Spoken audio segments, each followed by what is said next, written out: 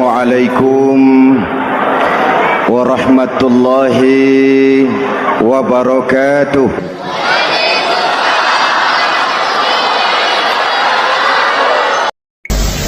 Bapak-bapak, ibu-ibu, saudara-saudara kaum muslimin rahimakumullah. Di dalam kehidupan kita sebagai seorang muslim, minimal 5 kali dalam sehari semalam kita mendengar seruan untuk mendirikan solat yang disebut azan. Ada kalimat menarik di dalam kalimat azan itu, yakni seruan hayya 'alal falah, marilah menuju kepada keberuntungan, marilah meraih kemenangan. Seruan ini adalah kecenderungan dari setiap manusia, apapun warna kulitnya. Artinya, setiap orang dalam hidup selalu ingin meraih dan mencari kemenangan. Kemenangan akan melahirkan kepuasan batin, dan kepuasan batin memberikan kebahagiaan. Sedangkan kekalahan melahirkan penderitaan batin, dan penderitaan batin menjerumuskan seseorang di dalam berbagai bentuk kerugian. Jikalau inilah seruan azan, maka masalahnya ialah apa yang menyebabkan kita meraih kemenangan. Al-Quranul Karim memberikan tuntunan dan ajaran kepada kita bahwa orang-orang yang memperoleh kemenangan itu tidak lain adalah orang-orang yang bertakwa. Hanyalah mereka yang bertakwa kepada Allah Subhanahu wa ta'ala pada akhirnya akan tampil sebagai pemenang. Lalu siapa orang yang bertakwa itu? Dijelaskan dalam awal-awal Al-Baqarah, orang yang bertakwa yang akan meraih kemenangan. Pertama, allazina yu'minuna bil ghaib, yaitu orang-orang yang beriman kepada yang gaib, percaya bahwa ada alam yang gaib, alam yang abstrak, alam yang tidak bisa dijangkau oleh salah satu daripada panca indera kita. Mereka percaya dan beriman kepada adanya malaikat, beriman kepada adanya iblis dan jin, beriman kepada adanya alam kubur, beriman kepada adanya alam mahsyar, beriman kepada adanya alam akhirat, beriman kepada adanya surga dan neraka. Beriman bukan cuma sekedar beriman dalam ucapan bibir saja, tetapi beriman yang nilai iman itu mampu mewarnai gerak dan gaya hidupnya. Iman yang meresap sampai ke tulang sumsum, kemudian memberikan dampak positif di dalam kehidupan manusia. Alam, kita tahu, adalah sesuatu yang selain Allah, dan Allah bukanlah alam. Apapun namanya selain daripada Allah, itu adalah alam. Alam pada hakikatnya terbagi menjadi dua.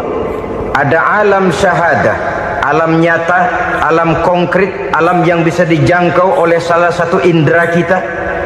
Kemudian ada alam ghaib, alam yang tidak bisa dijangkau oleh panca indera kita, alam metafisika, alam abstrak, alam yang wajib kita imani keberadaannya.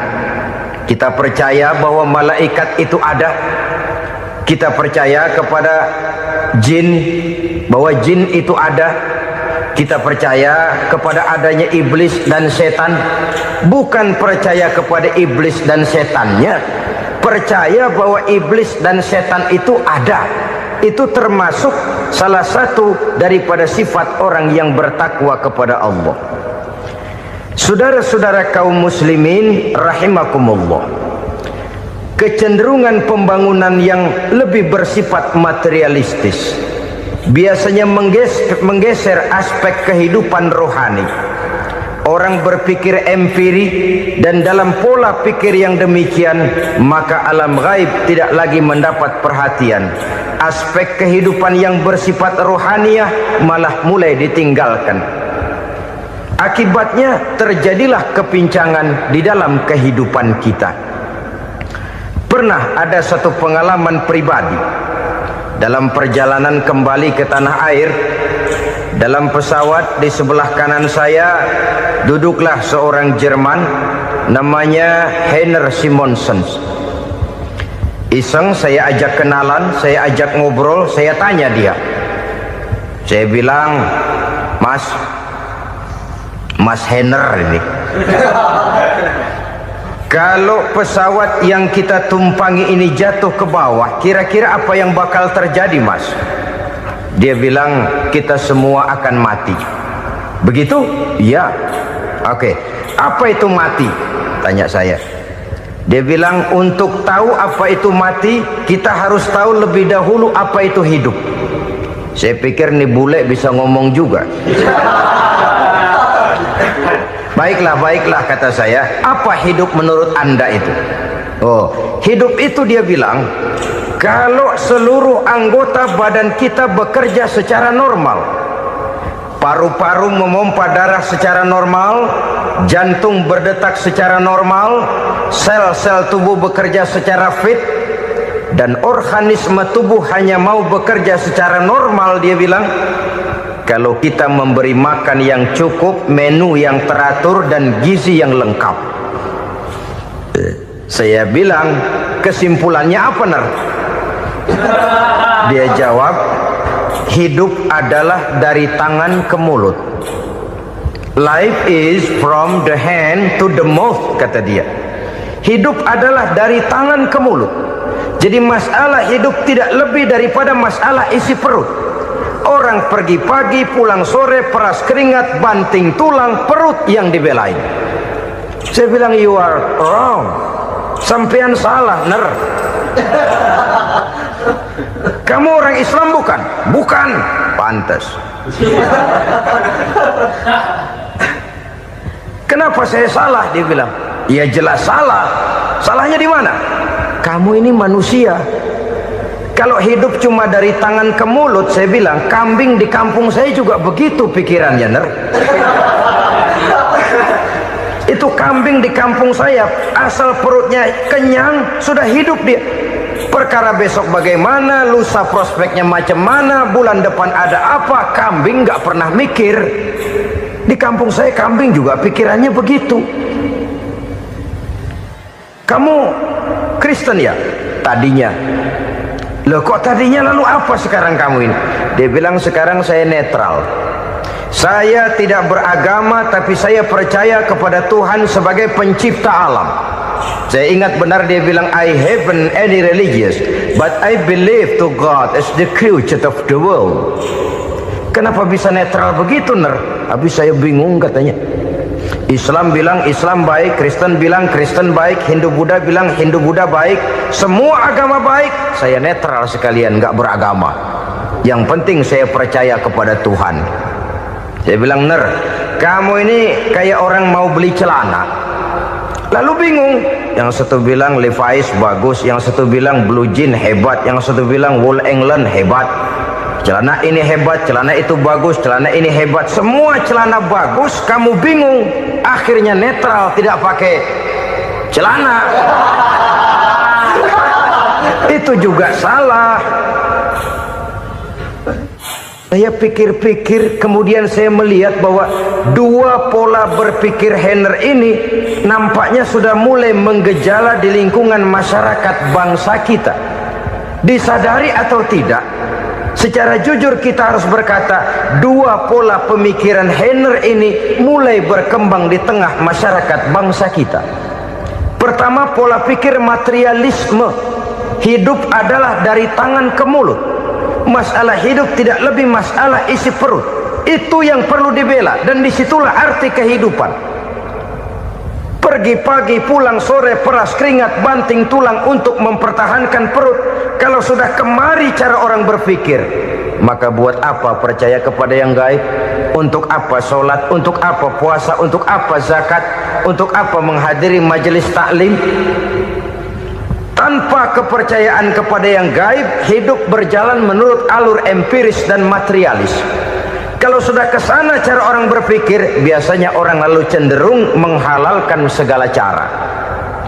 Hanyalah orang yang percaya bahwa akhirat ada, hanyalah orang yang percaya bahwa alam kubur itu ada, hanyalah orang yang percaya bahwa malaikat itu ada, hidupnya akan lebih terarah dan terkendali. Karena kepercayaan kepada yang gaib, yang merupakan fase daripada kehidupan setelah hidup yang sekarang ini, mewarnai gerak pribadi seseorang di dalam dia melakukan kegiatan hidupnya. Pola berpikir materialisme, disadari atau tidak, mulai menggejala di lingkungan masyarakat bangsa kita. Hidup tidak lebih dari urusan tangan ke mulut, mulut ke tangan, tangan ke mulut. Asal perut sudah kenyang, hiduplah sudah. Perkara bagaimana prospek hari yang akan datang, bagaimana akhirat, tidak jadi persoalan. Ini yang oleh Nabi diperingatkan, ad-dunya sijnul mu'min wa jannatul kafir. Dunia adalah penjara bagi orang beriman dan surga bagi orang kafir. Dulu di zaman Belanda hadis ini pernah disalah tafsirkan, disalah artikan, digunakan sebagai senjata untuk mengkebiri dan membuat impoten umat Islam. Sudahlah umat Islam gak usah macam-macam, kata Belanda. Dunia ini kan penjara buat orang Islam, surga buat orang kafir. Di penjara jangan bertingkah.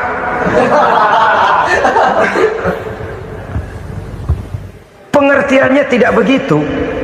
Dunia adalah penjara bagi orang mukmin. Artinya dalam kehidupan dunia seorang mukmin tidak bebas memperturutkan hawa nafsunya. Di penjara hawa nafsunya. Sebaliknya surga bagi orang-orang kafir. Buat orang kafir, surgalah dunia ini. Mereka bebas memperturutkan hawa nafsunya, dilarang tidak terlarang, dicegah pun tidak tercegah. Mereka hidup menurut alur bisikan nafsu mereka sendiri. Kemudian bila ajal datang, maut merenggut nyawa, selesailah surganya sampai di situ. Maka bagi orang-orang yang tidak percaya kepada adanya akhirat, kepada adanya alam gaib, surganya sebatas umurnya. Sekali lagi, surganya sebatas umurnya. Bila umur selesai, ajal pun datang merenggut nyawa, selesailah sudah surganya sampai di situ. Alangkah pendeknya perjalanan orang-orang yang tidak percaya kepada alam gaib ini. Bagi kita mukmin, jikalau kita mampu memenjarakan hawa nafsu, kita bisa bahagia di dunia ini. Dan Islam memang tidak menyuruh kita sengsara di dunia. Raih dunia, kejar dunia, gapai dunia sebagai alat untuk mencapai kebahagiaan di akhirat nanti. Hidup adalah satu perjalanan panjang yang terbentang sejak kita terlahir dari alam rahim sampai kepada alam akhirat nanti. Andai kata kita gagal meraih kebahagiaan di dunia, toh kita masih punya akhirat.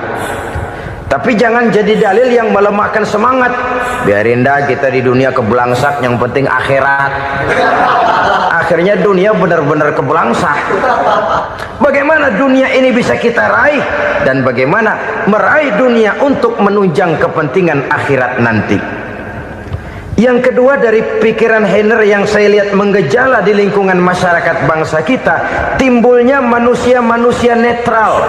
Seolah-olah Tuhan yes, agama no. Sama Tuhan percaya, agama ogah. Tuhan ngangguk, giliran agama godeng. Padahal hampir dalam setiap ayat dalam Quran, kata-kata amanu biasanya bergandeng dengan wa amilus sholihat, iman dan amal soleh. Ini sebagai isyarat Tuhan dan agama jangan pernah dipisah-pisah. Apabila kita bertuhan, maka kita harus beragama. Apabila kita beragama, maka agama itu harus bersumberkan dari Tuhan yang kita imani itu. Tidak mungkin kita pisah, Tuhan yes, agama no. Sama Tuhan percaya tapi agama bikin sendiri. Sembayangnya cukup bengong 2 jam madep mulon.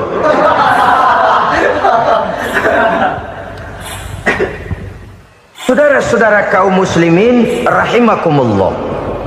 Jadi dengan demikian, agama yang kita akui merupakan unsur mutlak di dalam pembangunan sekarang ini, merupakan bagian dari kehidupan yang menuntun kita bahwa di balik alam nyata ini, di balik alam syahadah ini ada alam gaib.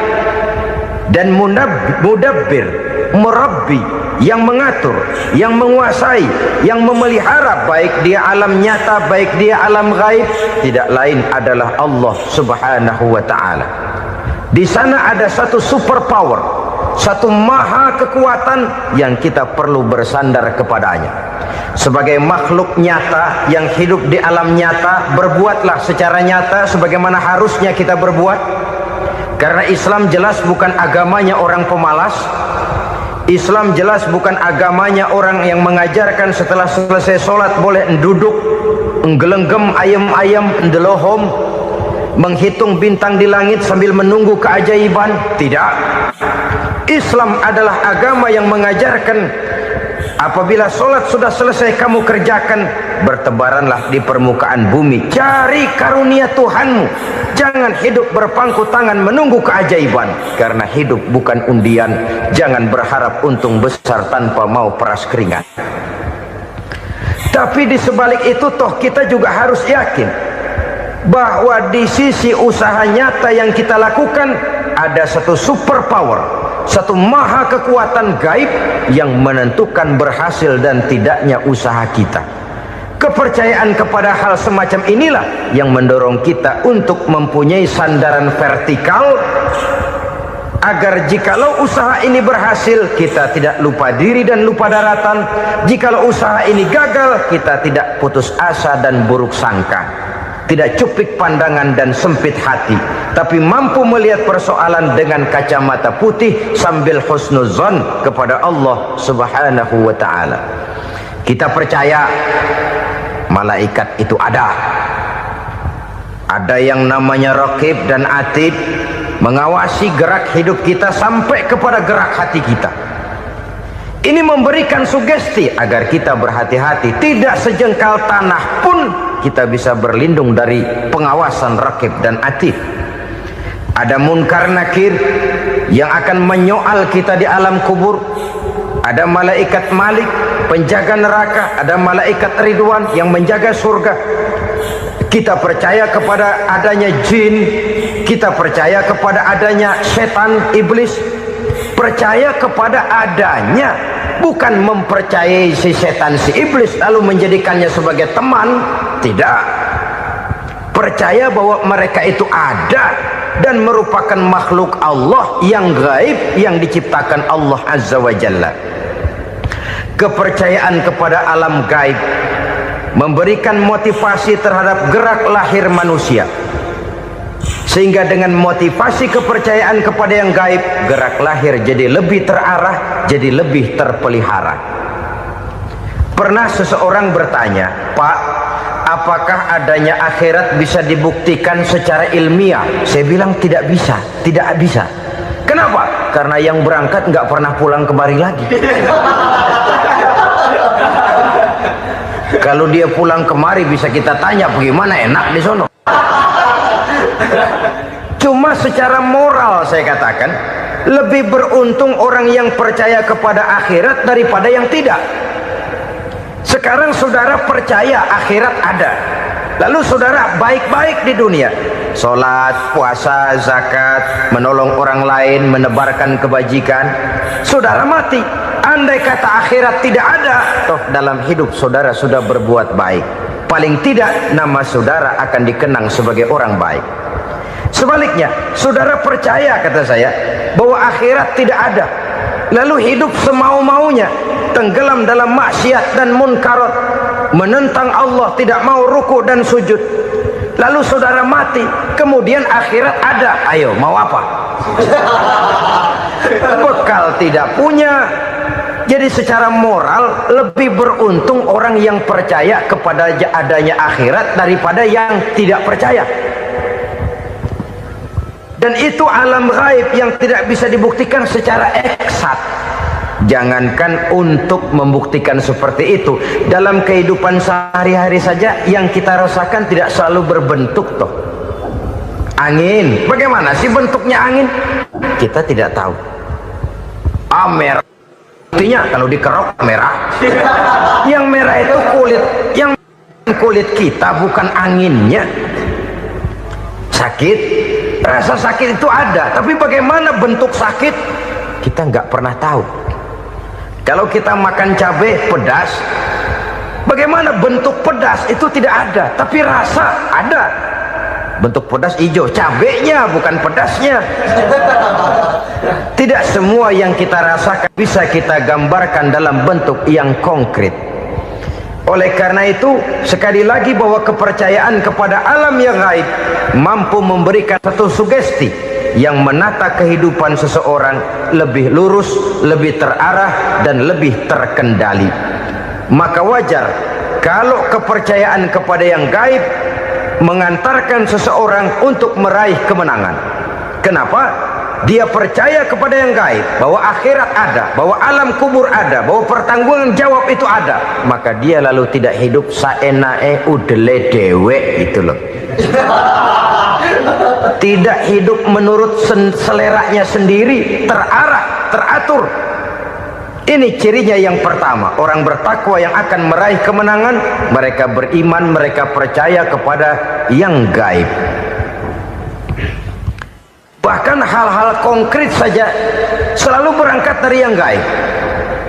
Saudara-saudara, para remaja, para pemuda sekarang ini tidak pernah tahu toh siapa yang akan jadi teman hidup saudara. Kita bisa saja ngerancang, mentargetkan, tapi toh akhirnya yang namanya jodoh bukan kekuasaan kita. Rezeki di luar kemampuan kita. Begitu juga ajal, maut, jodoh, ajal adalah contoh-contoh konkret bahwa pada akhirnya yang gaiblah yang menentukan. Bertahun-tahun ngelancong, emang jodoh seret nggak jadi.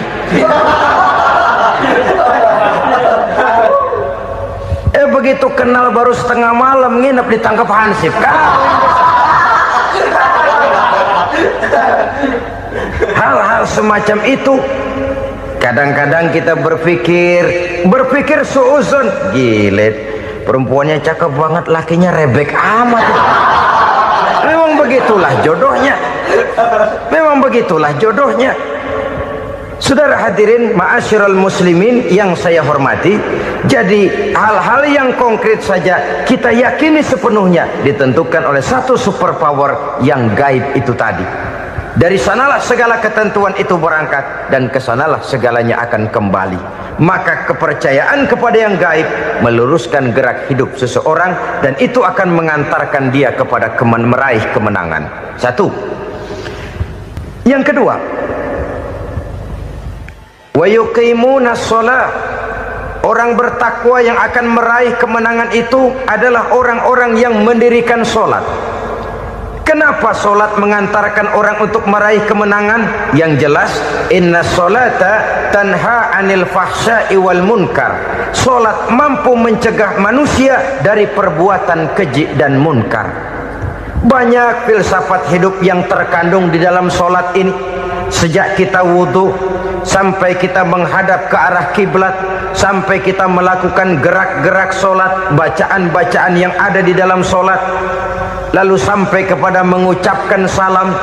Banyak filsafat hidup yang terkandung di dalam sholat.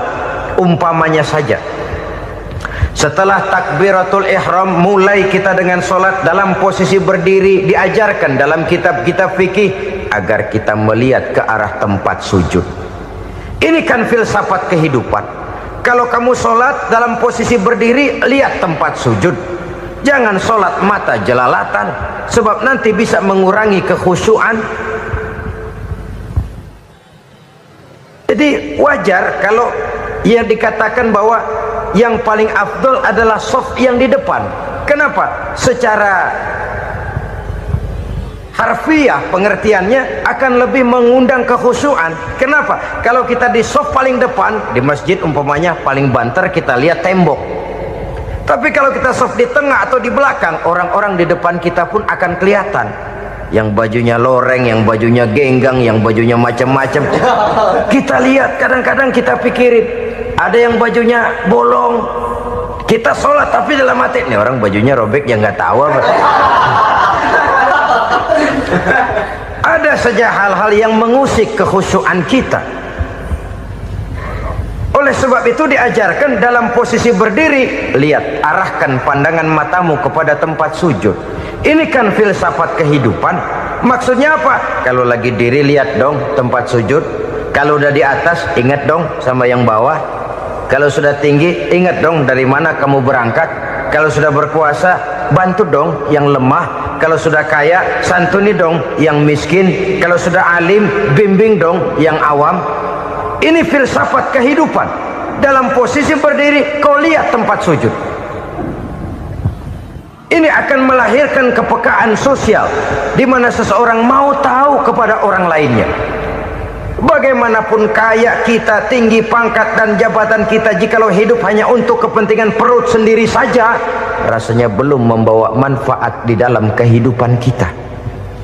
Tapi efek yang tertinggi sesungguhnya, solat mencegah manusia dari perbuatan keji dan munkar. Perbuatan keji dan munkar, walaupun kelihatannya mendatangkan uang, membawa keuntungan, tapi itu keuntungan semu, keuntungan sementara.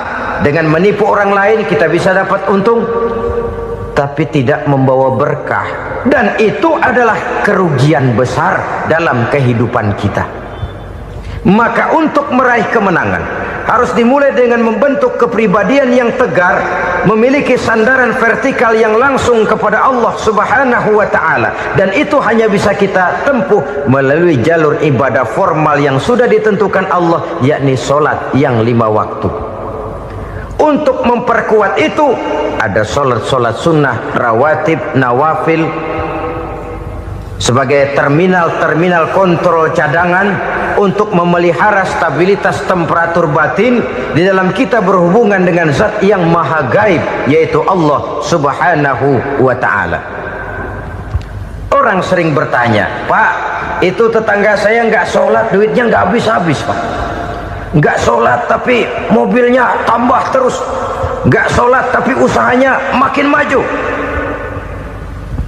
Tapi di sisi lain ada orang yang rajin sholat, rezekinya butak bener. Anaknya mana kurus, mana korengan. Saudara hadirin ma'asyiral muslimin rahimakumullah, harus saya katakan bahwa solat memang bukan untuk cari duit. Solat adalah sandaran vertikal kita kepada Allah. Sedangkan soal rezeki itu berkaitan dengan sifat Allah maha pengasih dan maha penyayang. Allah maha pengasih, siapapun dikasih kalau mau usaha. Allah maha penyayang, tidak semua orang disayang oleh Allah Azza wa Jalla. Dan belum tentu banyak harta itu merupakan nikmat. Mungkin juga istidraj. Artinya istidraj itu dikasih tapi diambulin, kalau bahasa Betawinya itu. Dikasih tapi diambulin, itu bukan merupakan nikmat sesungguhnya, lebih merupakan azab dari Allah Subhanahu wa ta'ala.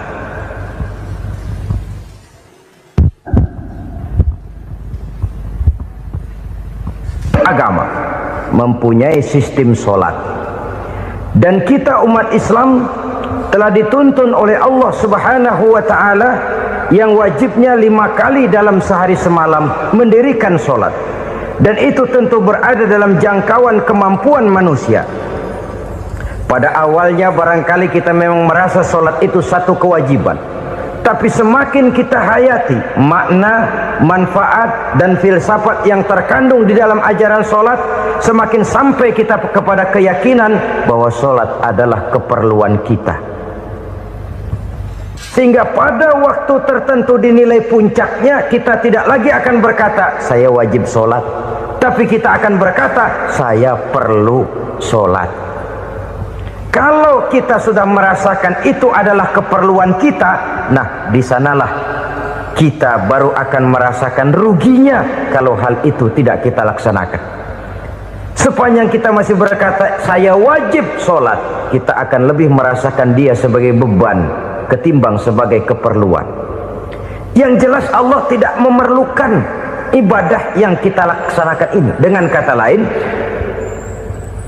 andai kata satu dunia penuh ini orang tidak ada yang sholat satu pun, Allah tidak akan turun dari jabatan Tuhan. Jangan lalu berpikir kalau kita ngambek se-RW kagak sembahyang Tuhan tekor kali ini ya. Tentu tidak. Itu perlunya kita, bukan perlunya Allah. Dan pada induknya kita akan berkata, saya perlu agama. Kalau secara induk kita sudah memerlukan agama, maka konsep-konsep yang ada di dalam ajaran agama itu pun adalah juga merupakan keperluan kita. Baik dia bernama sholat, baik dia bernama puasa, baik dia bernama zakat, baik dia bernama haji, seluruhnya adalah keperluan kita. Dan sesuatu yang kita perlukan apabila tidak kita laksanakan akan melahirkan kerugian di dalam kehidupan. Jangan heran kalau kita membaca riwayat perjalanan hidup para salafus soleh, orang-orang soleh. Ada yang tahajud sampai 100 rakaat, ada yang sholat malam kakinya sampai bengkak. Kita sekalinya bengkak biri-biri. Ada yang sholat membaca surah dalam Al-Quran sampai khotam Quran. Kok mau? Mereka sudah merasakan itu keperluan. Itu saja soalnya.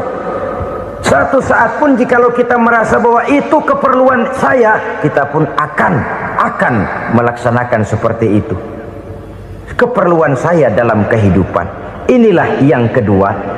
Yang ketiga, orang bertakwa yang akan meraih kemenangan itu, wa mimma razaqnahum yunfikun.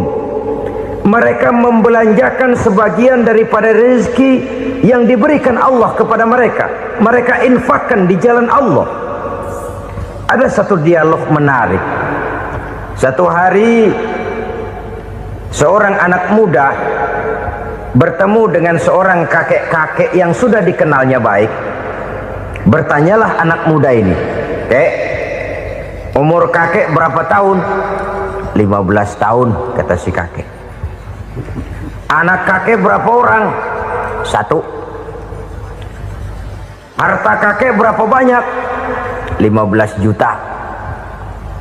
Si anak muda ini bengong, lalu protes, "Kok kakek bohongin saya?" "Kenapa?" "Saya tahu umur kakek 70 tahun. Kenapa ngaku 15? Saya tahu anak kakek 5. Kenapa bilang 1? Saya tahu kakek miliuner, miliaran uang kakek. Kenapa ngaku cuma 15 juta? Begini, kata si kakek tadi. Benar, umur saya 70 tahun. Tapi dari umur yang 70 tahun itu baru 15 tahun terakhir ini saya merasakan ibadah kepada Allah. Meninggalkan maksiat, jauh dari segala macam munkarat. Maka yang 15 tahun inilah yang benar-benar saya rasakan sebagai umur saya. Benar anak saya 5, tapi yang 4 susah diatur. Cuman 1 rasanya nih yang bakal jadi si buah hati belahan jantung berlanjut cerita penerus sejarah. Cuma 1 ini yang saya harapkan, yang akan jadi anak soleh, yang akan membuat saya menerima pensiunan pahala. Kalau yang 4 apek dah, nggak ada harapan. Yang 1 nyekek botol melulu. Oh begitu, iya. Lalu kenapa kakek bilang harta kakek cuma 15 juta padahal saya tahu kakek uangnya miliaran, depositonya banyak? Ya karena 15 juta itulah yang saya ingat yang pernah saya belanjakan di jalan Allah. Saya merasa itulah harta saya yang sebenarnya. Yang miliaran yang saya simpan di bank kelak, kalau saya satu saat saya mati, akan jadi rebutan di antara anak-anak saya. Iya kalau anak saya soleh kayak yang 1 ini. Kalau yang 4 tadi udah tulen dia bakal berantem dah berebut tuh. Jadi 15 juta yang saya belanjakan di jalan Allah inilah yang saya merasakan benar-benar harta saya yang sesungguhnya. Dialog ini patut menjadi bahan renungan kita bersama. Diberikan kita umur 40, 50, 60, 70, 80. Berapa tahun dari umur yang diberikan itu yang jalan mulus, yang kita gunakan untuk melaksanakan ibadah? Banyak harta kita simpan di bank, di lemari, di dompet, di tas. Tapi berapa yang sudah kita depositokan di jalan Allah? yang akan menemani kita di hari kita kembali nanti. Maka orang bertakwa yang akan meraih kemenangan, wa mimma razaqnahum yunfikun, mereka membelanjakan sebagian dari rezeki yang diberikan Allah di jalan Allah Subhanahu wa ta'ala. Ma'asyiral muslimin rahimakumullah, zahirnya memang kita memberikan kepada orang lain, tapi hakikatnya kita menyimpan untuk diri kita sendiri. Kita memberikan kepada yatim piatu 25.000. Zahirnya kita memberikan si yatim, hakikatnya kan kita cuma nyimpan. Saya berikan, titip kepadamu, ini untuk saya di akhirat. Kau boleh belikan baju, kau boleh belikan untukmu makan, kau boleh bayarkan sekolahmu. Ini untuk saya. Hakikatnya kita nyumbang masjid 1 juta, zahirnya kita berikan kepada panitia masjid, tapi hakikatnya kan cuma titip 1 juta ya, untuk saya di alam kubur nanti. Silahkan kau boleh belikan semen, ini uang, belikan besi, belikan pasir. Saya cuma sekedar titip untuk kepentingan saya. Hakikatnya kita cuma sekedar menitip.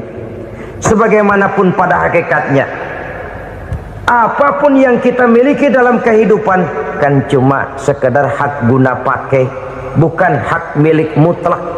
Harta kita, rumah kita, kendaraan kita, kebun kita, pabrik kita, hak guna pakai saja. Hak milik mutlak cuma untuk Allah Subhanahu wa ta'ala. Saudara-saudara kaum muslimin rahimakumullah, ini yang ketiga. Kemudian yang keempat, orang-orang bertakwa yang akan meraih kemenangan, allazina yu'minuna bima unzila ilaika, mereka yang beriman, mereka yang percaya kepada apa yang telah diturunkan kepadamu Muhammad, ay Al-Quran, yakni Al-Quranul Karim. Setelah percaya kepada yang gaib, mendirikan solat, kemudian menginfakkan sebagian dari rezeki yang diberikan Allah, mereka juga lalu percaya kepada yang diturunkan terhadap Nabi, yaitu tidak lain Al-Quranul Karim. Sekali lagi di sini, percaya bukan hanya sekedar percaya saja, tetapi percaya lalu menjadikan Al-Quran itu sebagai pedoman hidup. Sebab memang Al-Quran itu adalah GBHM, garis-garis besar haluan muslim. Apa yang harus kita lakukan, apa yang harus tidak kita lakukan, bagaimana mestinya kita bertingkah laku dan berbuat, seluruhnya tercantum di dalam Al-Quranul Karim. Itu sebabnya ketika satu hari Aisyah ditanya bagaimana akhlak Rasul, beliau menjawab, kana Rasulullah sallallahu alaihi wasallam khuluquhul Quran. Akhlak daripada Rasulullah tidak lain adalah Al-Quran. Jawaban simpel ini memberikan gambaran bahwa keseluruhan daripada konsepsi Quran sudah diterjemahkan dalam kehidupan Rasulullah sallallahu alaihi wasallam. Karena kita tahu akhlak adalah keseluruhan dari gerak hidup manusia, sejak ia berpribadi, berumah tangga, bertetangga, bermasyarakat, sampai kepada berbangsa dan bernegara. Al-Quran tetap memberikan sentuhan nilainya. Oleh karenanya, orang-orang yang bertakwa adalah orang-orang yang menjadikan Al-Quran sebagai pedoman dalam kehidupannya. Dan kita yakini Al-Quran diturunkan kepada Nabi Muhammad bukan merupakan produk Nabi Muhammad. Isi dan redaksinya langsung dari Allah Subhanahu wa ta'ala. Kemudian cirinya yang kelima, orang bertakwa yang akan meraih kemenangan itu, wa ma unzila min qablika. Tidak hanya sekedar percaya kepada yang diturunkan terhadap Nabi Muhammad, yaitu Al-Quran, mereka juga percaya kepada apa yang pernah diturunkan kepada para nabi, kepada para rasul sebelum Nabi Muhammad.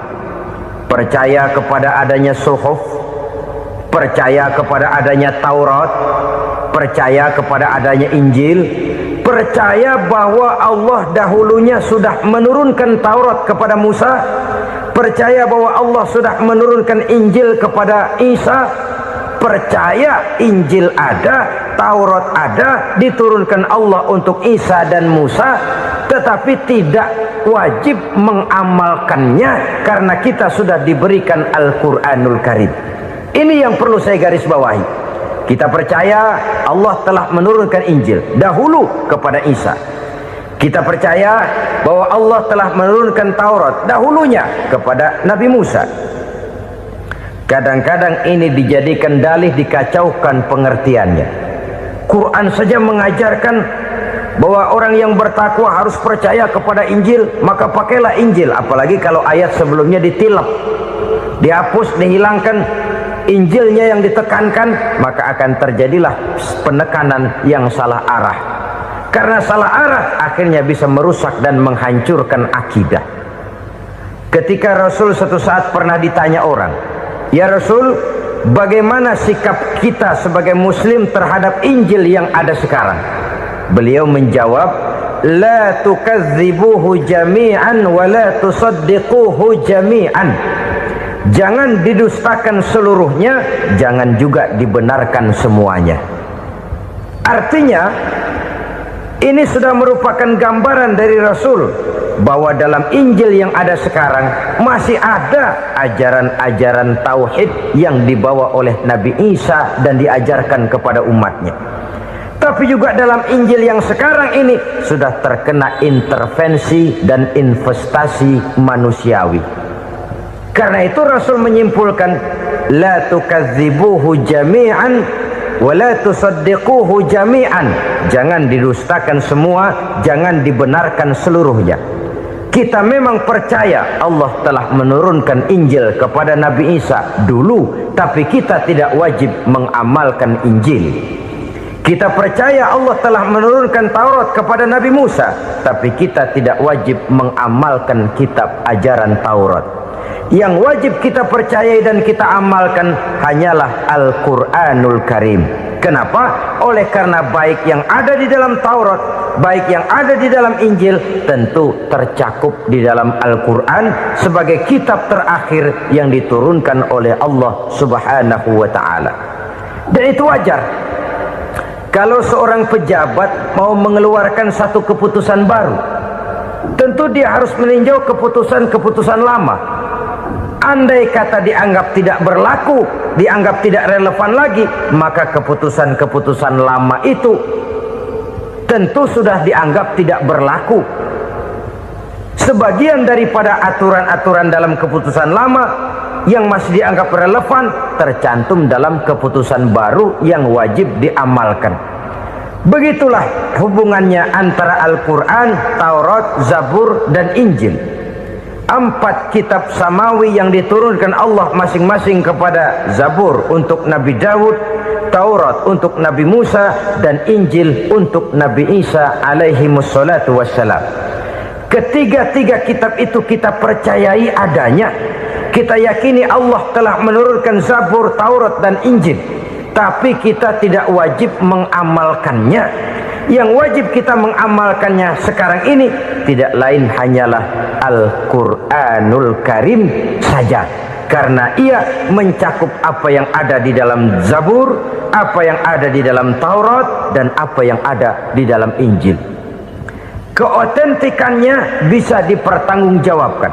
Ya, tapi kan Nabi Muhammad sudah mati 14 abad yang lalu, dan di zaman beliau Al-Quran kan belum dikodifikasikan, belum ditulis. Bagaimana keotentikannya bisa dipertanggungjawabkan? Mudah saja. Allah berjanji, inna nahnu nazzalna dzikra wa inna lahu lahafizun. Kami yang menurunkan Al-Quran dan kami yang akan menjaga dan memeliharanya. Allah turunkan Quran, Allah menjaganya. Bagaimana cara Allah menjaga Al-Quran itu? Banyaknya orang-orang yang hafaz Al-Quran. Hafaz Al-Quran 30 juz, 114 surah, 6.666 ayat. Sehingga jangankan satu kata, jangankan satu ayat, satu kalimat saja berubah sudah akan timbul reaksi dan mudah dimengerti.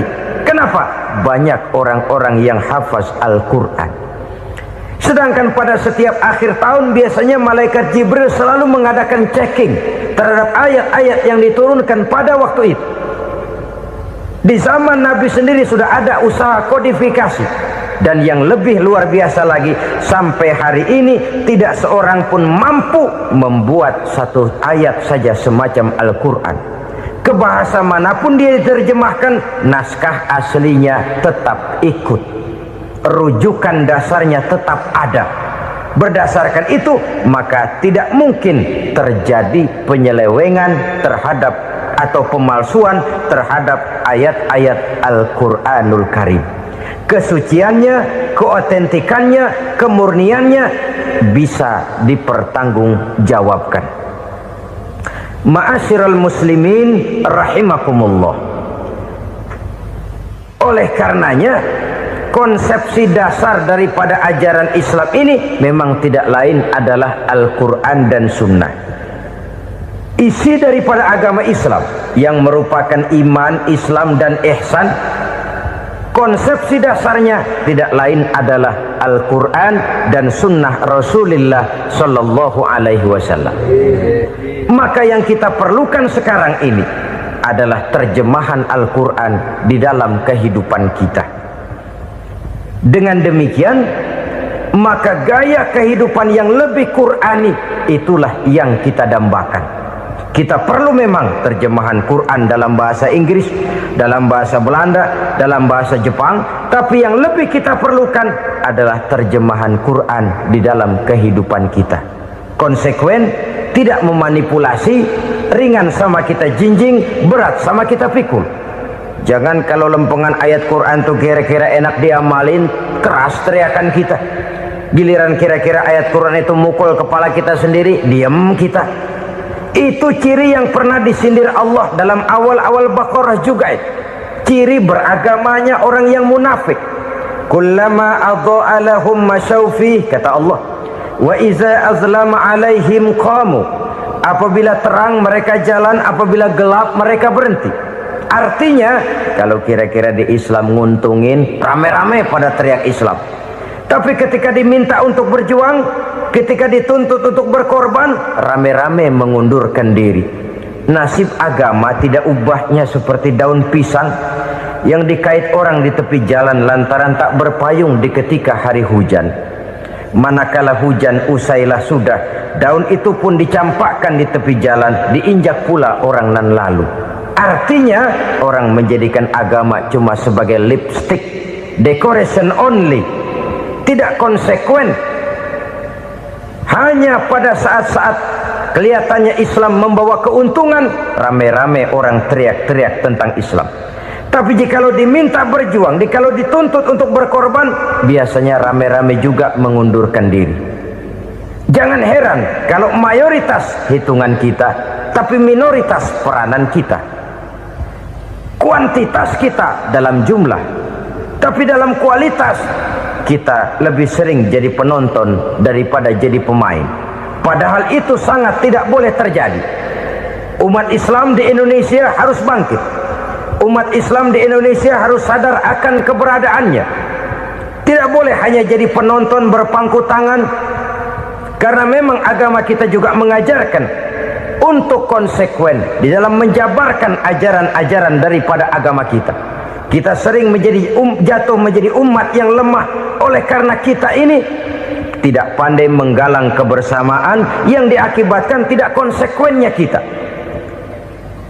Diistilahkan bahwa umat Islam di dalam menggalang kebersamaannya itu harus seperti orang main sepak bola. Saudara-saudara kan tahu orang main sepak bola itu. Orang main sepak bola, kalau pertandingan belum dimulai sih silakan saja kumpul di luar lapangan, atur strategi yang baik. Tapi kalau pertandingan sudah dimulai, turun ke lapangan hijau, jangan kumpul terus. Ada sepak bola gotong royong, mundur-mundur rame-rame, depan ke depan kumpul melulu mainnya. Kalah. Orang main sepak bola itu ya harus ada penyerang tengah, harus ada penjaga gawang, harus ada strikernya, harus ada kiri luarnya, kanan dalamnya yang jadi backnya. Posisi boleh bermacam-macam, tapi yang penting saling ngoper untuk menggolkan gawang lawan. Begitulah umat Islam ini. Boleh ada yang jadi pejabat, boleh ada yang jadi pengusaha, boleh ada yang jadi petani, silakan ada yang jadi seniman, ada yang jadi penyair, ada yang jadi artis sekalipun. Tapi kalau sudah berhasil menguasai bola, jangan lupa operannya. Operan itu yang langka. Kita ini muslim kadang-kadang kalau sudah memegang menguasai bola, kalau belum mau mampus, belum mau ngoper. Nanti kalau sudah nggak punya bola, baru mau ngoper. Kalau sudah dengar-dengar mau dekat pensiun, baru mau jihad, baru mau berjuang, baru mau ngurus pesantren. Tanda tangan sudah tidak laku, memo sudah tidak dihargai, baru mau berjuang. Kemarin kemana, Mas? Kita tidak pandai memanfaatkan posisi. Dengan kata lain, kalau kembali kepada persoalan kita, konsekuensi kita terhadap agama yang kita anut ini belum ideal. Kita masih lebih sering berislam ini pada saat-saat yang menurut perhitungan kita membawa keuntungan. Tapi kalau diminta berjuang, dituntut berkorban, yang itu pun hakikatnya adalah untuk kepentingan kita juga. Allah tidak pernah menuntut kita untuk jihad bagi kepentingan Allah, itu tidak. Berjuang menegakkan agama Allah, apakah untuk kepentingan Allah? Tidak. Untuk kepentingan kita. Sebab nilai-nilai jihad itu pada akhirnya akan membawa kita kepada satu kebahagiaan. Setidaknya kalau tidak di dunia, tentu di akhirat sebagai syahid. Oleh karena itu, pada bagian akhir ini saya ingin mengajak, marilah kita konsekuen. Sekali kita berkitabkan Al-Quranul Karim, mari dia kita jadikan pedoman. Jangan cuma kita jadikan sebagai penghias dinding, pelengkap rumah, bahwa di rumah kita ada Al-Quran, tapi yang baca kecoa. Habis pada bolong tuh Quran. Yang penting kan punya Quran. Ditaruh di pintu rumah, biar apa? Biar kuntilanak kagak masuk katanya.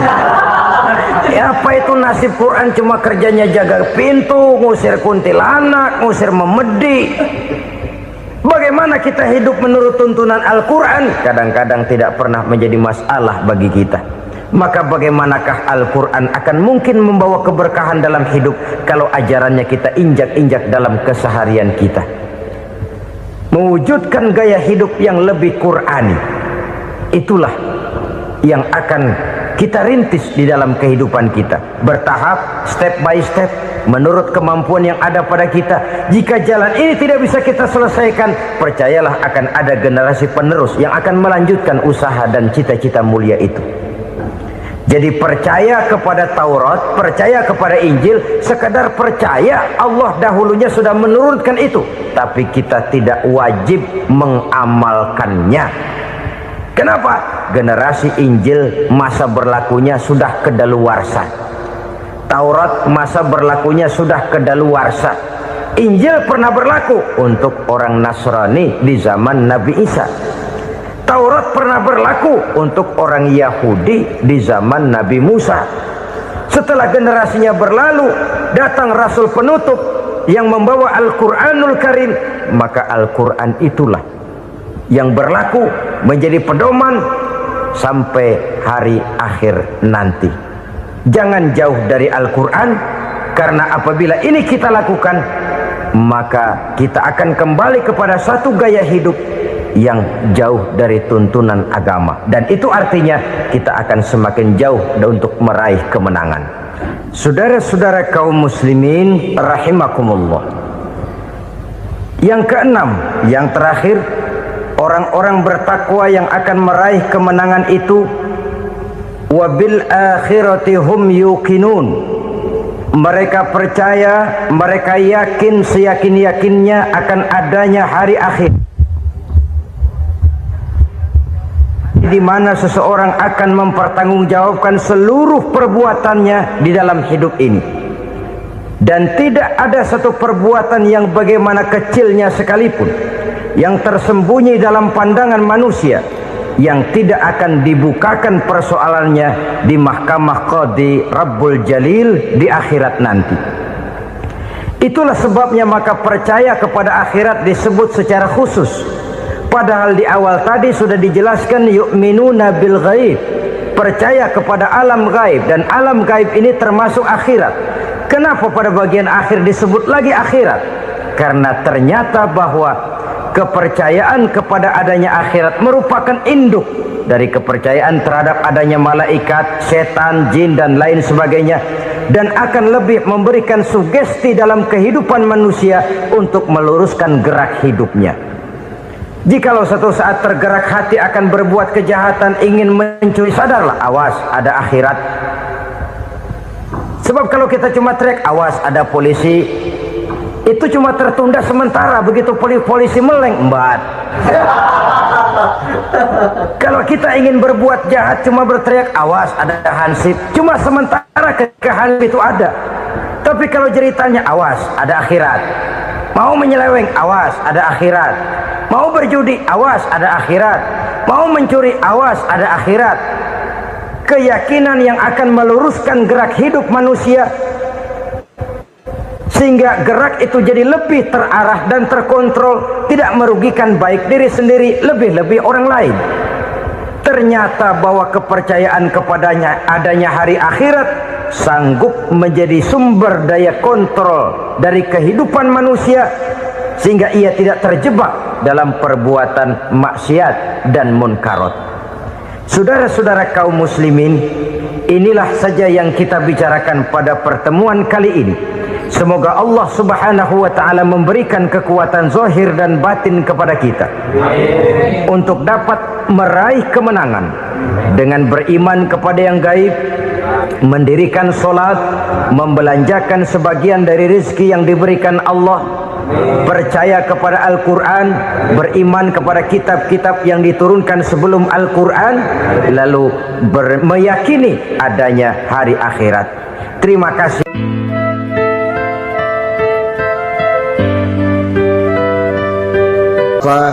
Ibu-ibu, saudara-saudara kaum muslimin rahimakumullah, kita menyaksikan peristiwa-peristiwa yang memilukan dan memalukan. PHK terjadi di mana-mana, pengangguran meningkat, harga-harga membumbung tinggi, daya beli rakyat semakin lemah. Sementara di bidang politik, kejadian-kejadian memberikan indikasi bahwa persatuan dan kesatuan kita sebagai bangsa dewasa ini tengah berada dalam ujian yang berat.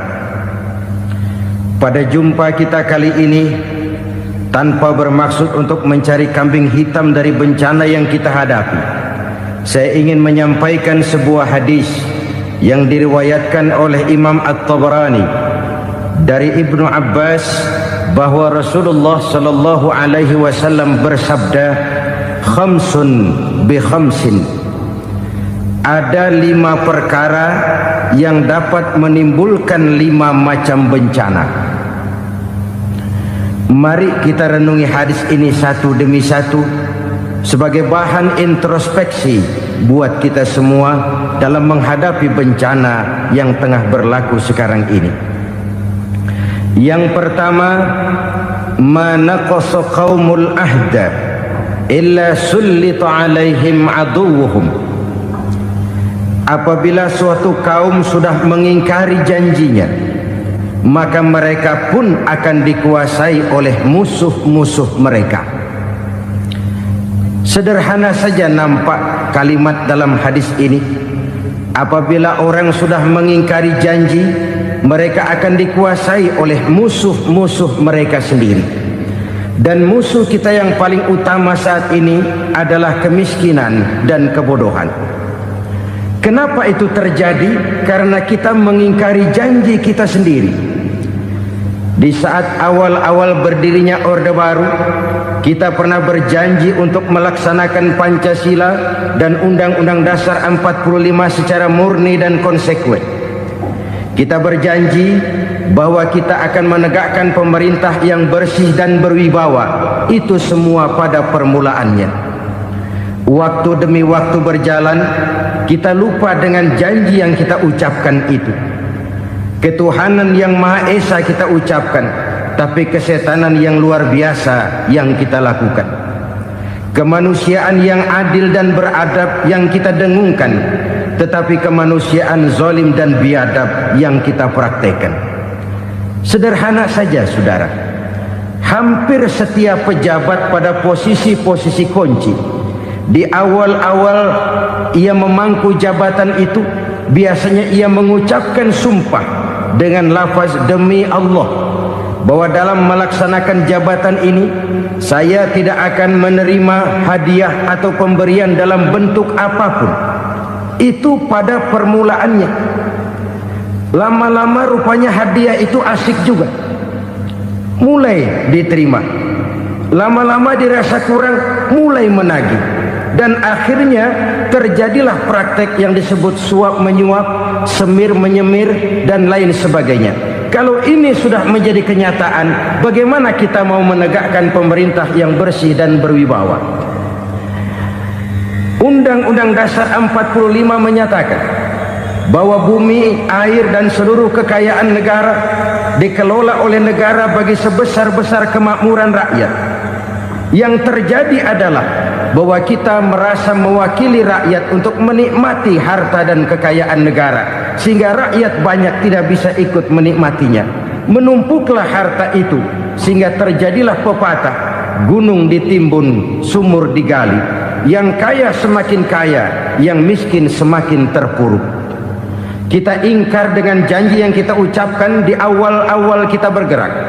Kita ingkar dengan janji pada saat kita mengatakannya dengan menyebut nama Allah, dengan mempertaruhkan nama Tuhan, sehingga pada akhirnya jabatan pun mengalami tender. Sudah menjadi rahasia umum, orang mau jadi lurah mesti mengeluarkan uang, mau jadi camat mesti mengeluarkan uang, mau jadi wali kota, bupati, bahkan gubernur, itu ada pasarannya. Secara logika, kalau orang memperoleh satu jabatan karena banyak mengeluarkan uang, tentu pada saat ia mengeluarkan uang, ia sudah punya pemikiran, modal pasti pulang, modal pasti kembali. Kalau orang memperoleh suatu jabatan karena banyak mengeluarkan uang, maka langkah pertama yang dia lakukan setelah memangku jabatan itu ialah bagaimana uang bisa kembali, bagaimana modal bisa pulang.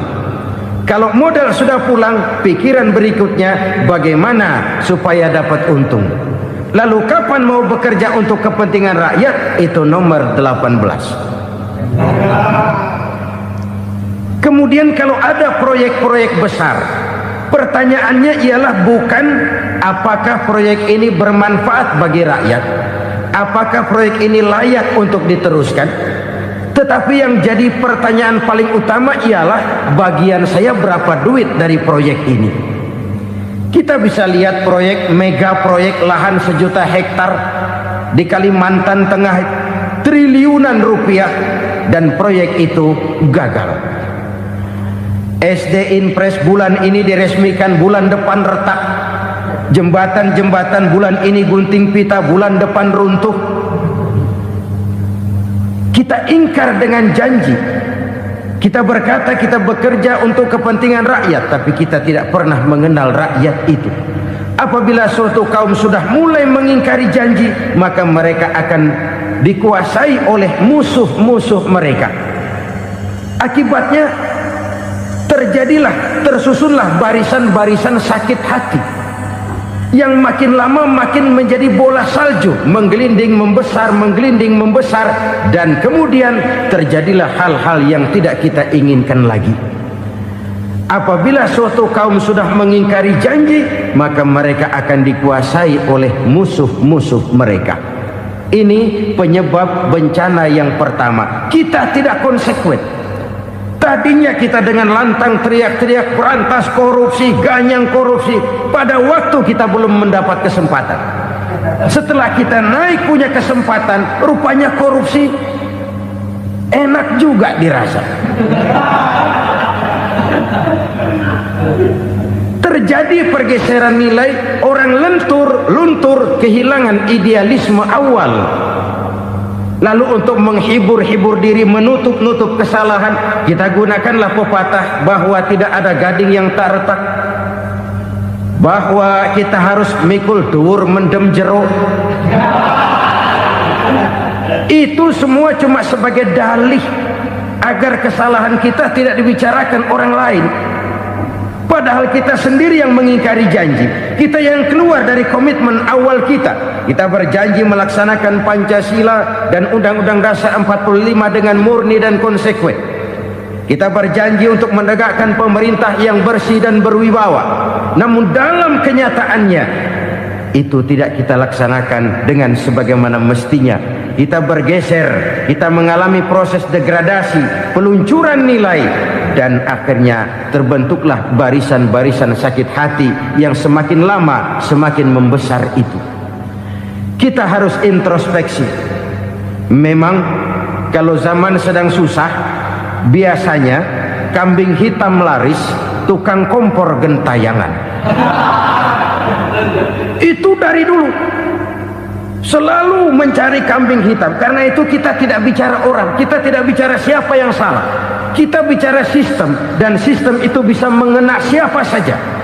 Kalau orang sudah mulai mengingkari janji, bergeser dari komitmen awal, itu sudah mulai ia mengalami proses peluncuran, proses degradasi. Ini penyebab yang pertama. Kita tidak lagi konsekuen bahwa bumi, air, sumber daya alam adalah milik negara, dikuasai oleh negara, digunakan bagi sebesar-besar kemakmuran rakyat. Ternyata rakyat yang makmur itu tidak merupakan gambaran yang menyeluruh dari rakyat kita. Undang-undang dasar kita menganut ekonomi kekeluargaan, tapi yang kita praktekkan adalah ekonomi keluarga. Kalau bukan keluarga nggak dapat proyek. Kalau bukan keluarga nggak dapat macam-macam. Kekeluargaan kita rubah menjadi keluarga, timbullah penyakit nepotisme. Kita bergeser, kita ingkari janji, dan kita anggap kita atasnamakan rakyat. Rakyat cuma sekedar jadi address, rakyat cuma sekedar jadi alamat, tetapi kehidupan mereka tidak banyak berubah dan tidak banyak terangkat. Kaum muslimin rahimakumullah, ini penyakit yang pertama, penyebab bencana yang pertama. Yang kedua kata Nabi, wa ma hakamu bighairi ma anzalallah. Apabila hukum yang diterapkan sudah tidak lagi bersumber dari hukum Allah, illa fasha fihimul faqru, maka akan bertebaranlah kemiskinan di mana-mana. Ini artinya apa? Apabila hukum tinggal sebuah stempel, apabila hukum sudah diatur menurut kepentingan, apabila hukum sudah tidak lagi ditegakkan secara adil, maka kemiskinan merambah di mana-mana. Hukum diatur menurut selera orang yang sedang berkuasa, maka yang benar bisa jadi salah, yang salah bisa jadi benar. Hukum dalam kenyataan hidup berlaku seperti pisau. Pisau itu kan saudara lihat, yang namanya pisau dimanapun itu tajamnya ke bawah, ke atas tumpul. Kalau hukum itu, kalau untuk rakyat, hukum itu tajam bukan main, cepat sekali dilaksanakan. Tapi giliran menengah ke atas, yang gedean dikit berbuat salah, hukum tompul. Hukum pura-pura tidak dengar, akibatnya terluka rasa keadilan rakyat. Satu kasus rakyat diam, dua kasus rakyat diam, tiga kasus rakyat diam, kasus terakumulasi di hati rakyat, luka rasa keadilan, dan itu menjadi sumber bencana. Penjarahan kita tidak setuju itu, tapi kita harus melihat kausalnya. Itu kan tidak berdiri sendiri. Itu kan karena terlukanya rasa keadilan rakyat, melihat kesempatan ini tidak merata. Kalau rakyat ini yang ngajukan kredit ke bank, walaupun jumlahnya cuma jutaan, ratusan ribu, susahnya 17 setan.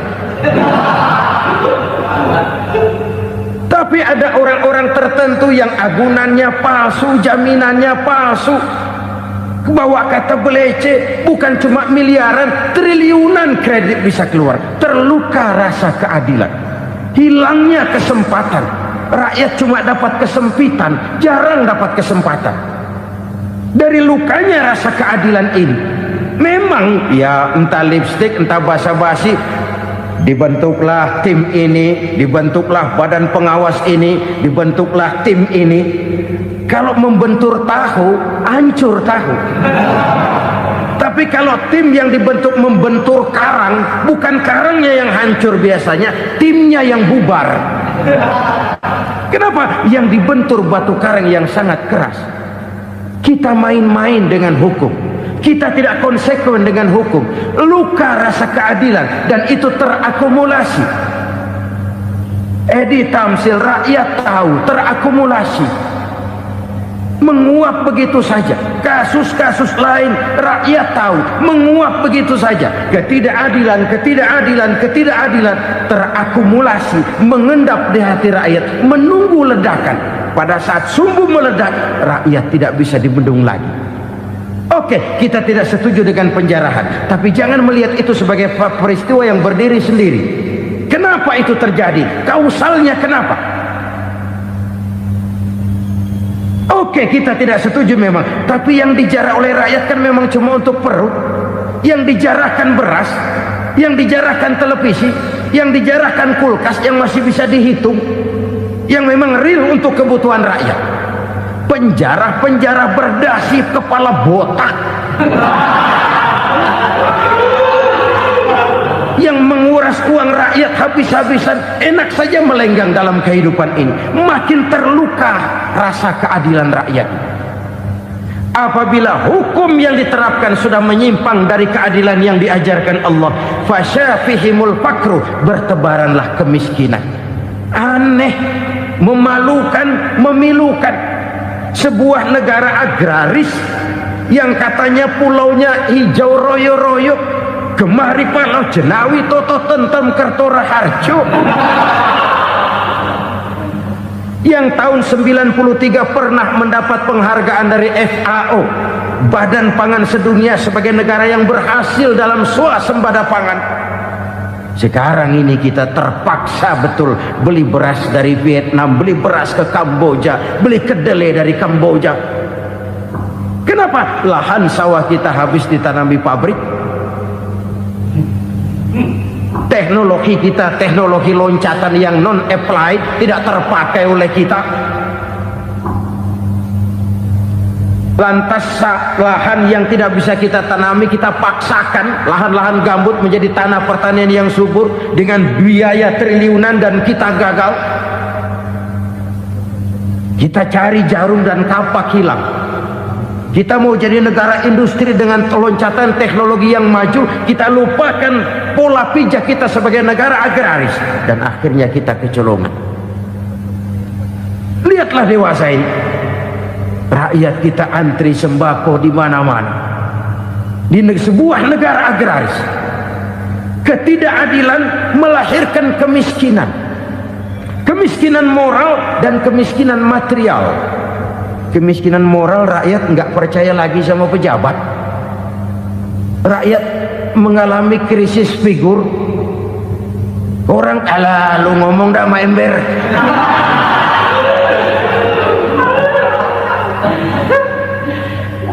Penataran yang menghabiskan biaya miliaran itu melahirkan pejabat-pejabat korup. Pengawasan yang menghabiskan biaya miliaran itu ternyata impoten, mandul. Kemiskinan moral. Jujur saya berkata, saudara-saudara, setelah pintu reformasi dibuka, itu yang masuk memang macam-macam. Ada yang memang punya tujuan murni, konsekuen, dan punya konsep. Ada yang nunggu di tikungan, begitu mobil lewat nyamber pintu, berangkat ikut reformasi. Ada yang memanfaatkan momentum, mumpung, untuk nyampein unek-unek, ngerti nggak, pokoknya ngomong. sehingga keadaan semakin rancu, kebingungan semakin menjadi-jadi, masalah yang paling urgen tidak terselesaikan.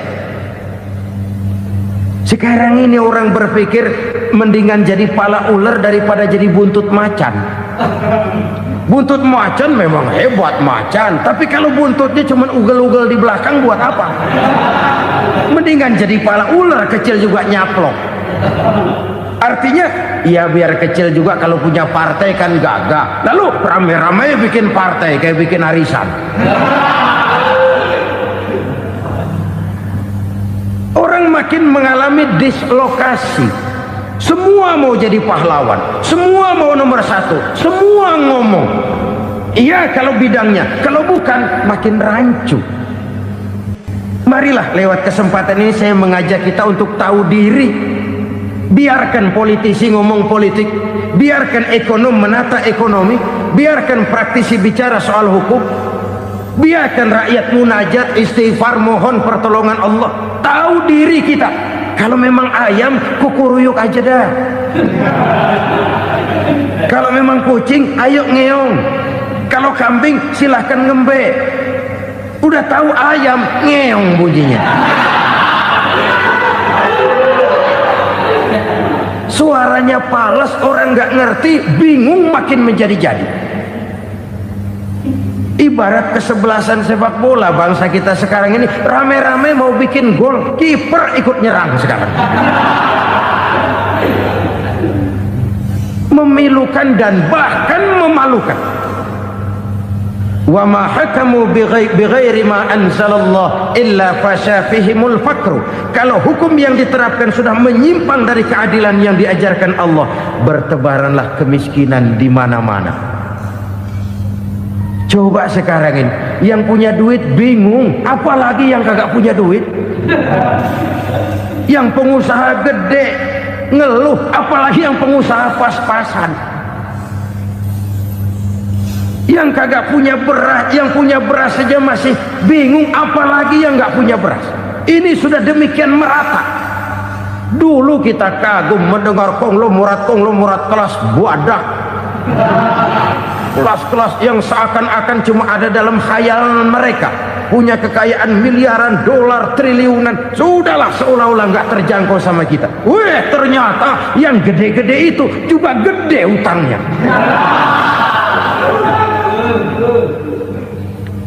Dan rontok satu demi satu.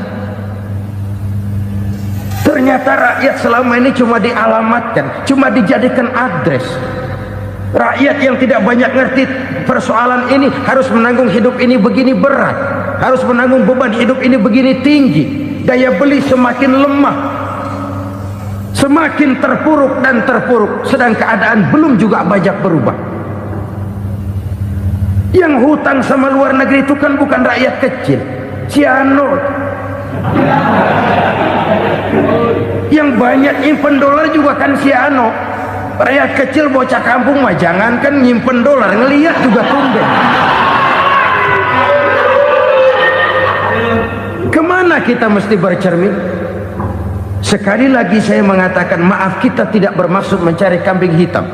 Karena itu kita tidak bicara orang, kita bicara sistem, kita bicara keadaan. Beginilah yang dikatakan Nabi, penyebab timbulnya bencana, hukum yang ditegakkan tidak lagi berorientasi kepada keadilan, tapi berorientasi kepada kepentingan. Akhirnya bentuk hukum seperti pisau, tajam ke bawah, tumpul ke atas.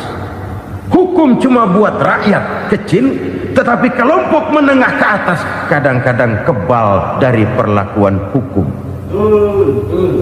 Maka bertebaranlah kemiskinan. Iya, kemiskinan moral berupa lukanya rasa keadilan. Kalau rasa keadilan terluka, orang kan nunggu kesempatan, saudara.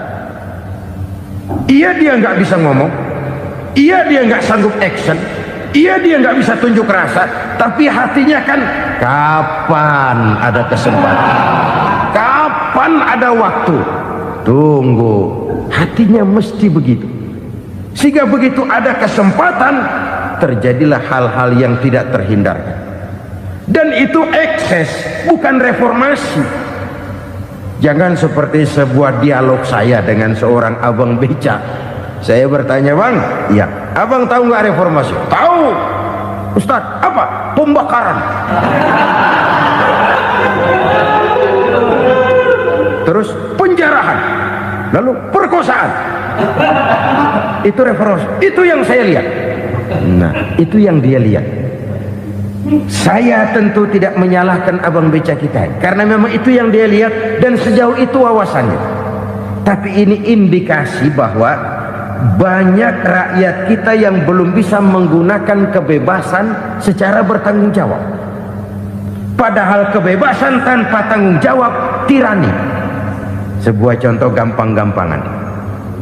Saya beli radio, saya setel di kamar saya, lalu saya bilang, ini radio gue, yang beli gue, pakai duit gue setel di kamar gue, sekeras-kerasnya, gak ada urusan sama orang lain. Itu kata saya.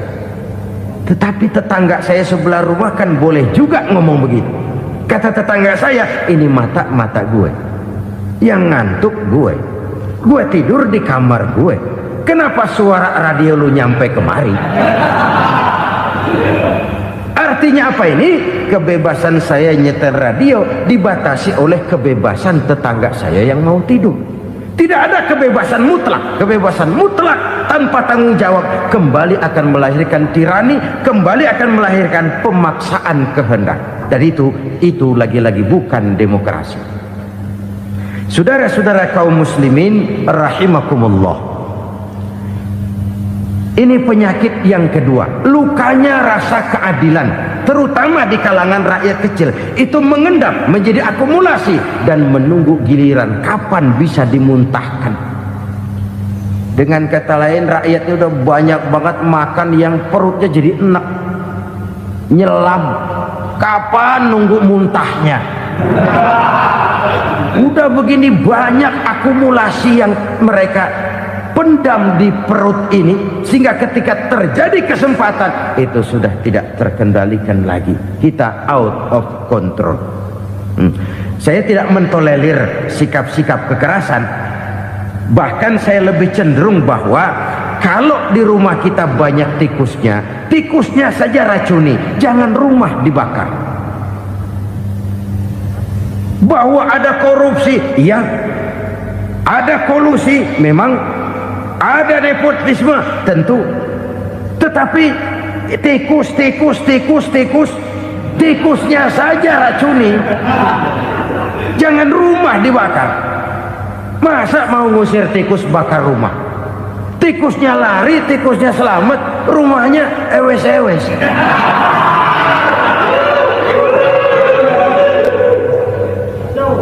Tikus selamat, rumah nggak punya. Masalah nggak terselesaikan dengan sebagaimana yang kita harapkan. Kita sepakat ini negara hukum, dan di hadapan hukum semua manusia itu sama. Itu prinsip yang diajarkan Allah. Al-musawat bainan nas fi takalifil ahkam. Semua manusia sama dalam berhadapan dekat dengan hukum Allah Subhanahu wa taala. Kalau hukum sudah pandang bulu, itu jelas yang enak yang banyak bulunya. Siapa yang banyak bulunya? Monyet. Kalau hukum pandang bulu, monyet keenakan. Saudara-saudara kaum muslimin rahimakumullah, introspeksi. Mari kita bercermin bagaimana perjalanan hukum selama ini. Kalau introspeksi ini kita temukan, lalu ada upaya untuk memperbaiki diri.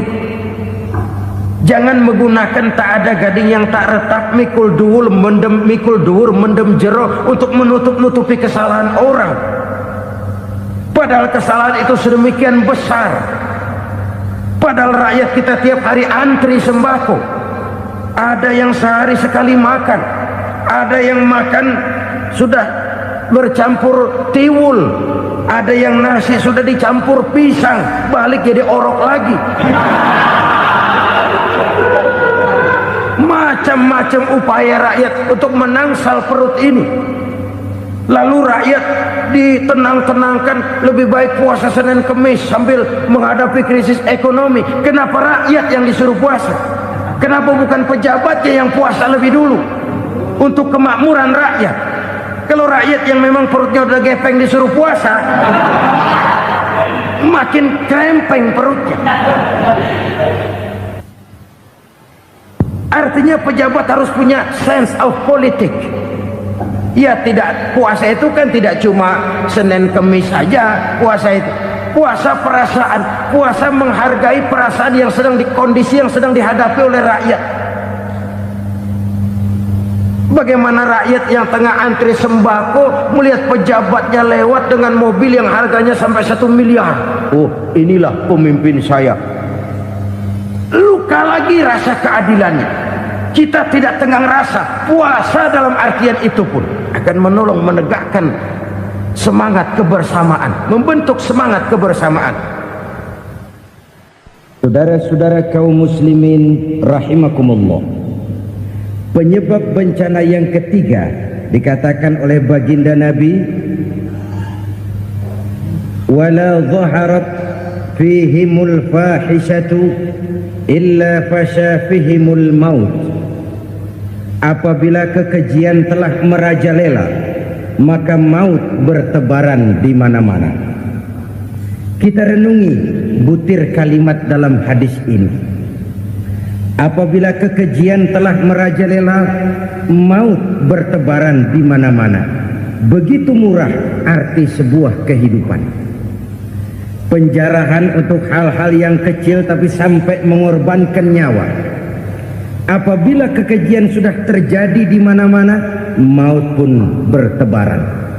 Maut dalam arti berpisah ruh dengan jasad, tapi juga maut dalam arti orang bisa mati karirnya, orang bisa mati usahanya, orang bisa mati kesempatannya karena perbuatan-perbuatan keji yang selama ini tidak terbendung. Lahirlah teori mafia. Siapa yang kuat dia yang berkuasa, siapa yang lemah dia menjadi mangsa. Proyek-proyek besar yang menang tender itu ya dari itu ke itu saja. Yang pengusaha-pengusaha tidak punya koneksi, tidak bisa bayar komisi, dapat proyek tetelan. Ada dagingnya dikit, tambahnya juga tetelan. Dagingnya sudah habis disantap oleh meja.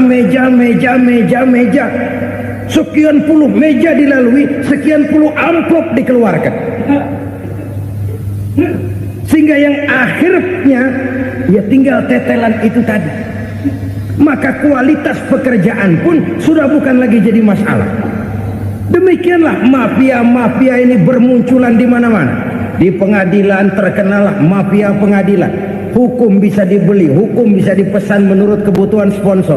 Mafia peradilan, mafia politik, mafia ekonomi, bahkan mafia agama yang menggunakan agama sebagai kedok, menggunakan agama sebagai dalih, menggunakan agama sebagai topeng untuk melancarkan maksud-maksud politiknya pun tidak tertutup kemungkinan. Apabila kekejian telah merajalela, maut bertebaran di mana-mana. Korupsi, kolusi, nepotisme itu bagian dari kekejian. Kita selama ini kalau mendengar maksiat, itu yang terbayang cuma judi, mabuk, zina.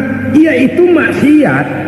Tapi korupsi, kolusi, nepotisme itu juga maksiat dalam bentuk lain. Kalau ini sudah bertebaran, maka maut terjadi di mana-mana. Jangan bayangkan cuma mati orangnya, itu sih kewajiban. Yang menyakitkan itu orangnya masih hidup tapi dibikin mati, karirnya mati. Kenapa? Karena yang diperlukan bukan cuma orang pinter tapi orang taat. Biar pinter, kalau nggak taat minggir. Biar bodoh, kalau taat bisa nyenangin atasan, bisa nyemur. Kumaha juragan wae aya nama. Itu yang kadang-kadang dapat penghargaan. Tidak ada prestasi kerja kecuali bikin senang orang di atas. Kita lihat di desa-desa jalan rusak. Kalau ada berita pejabat anak mau turun, jalan rata sekali.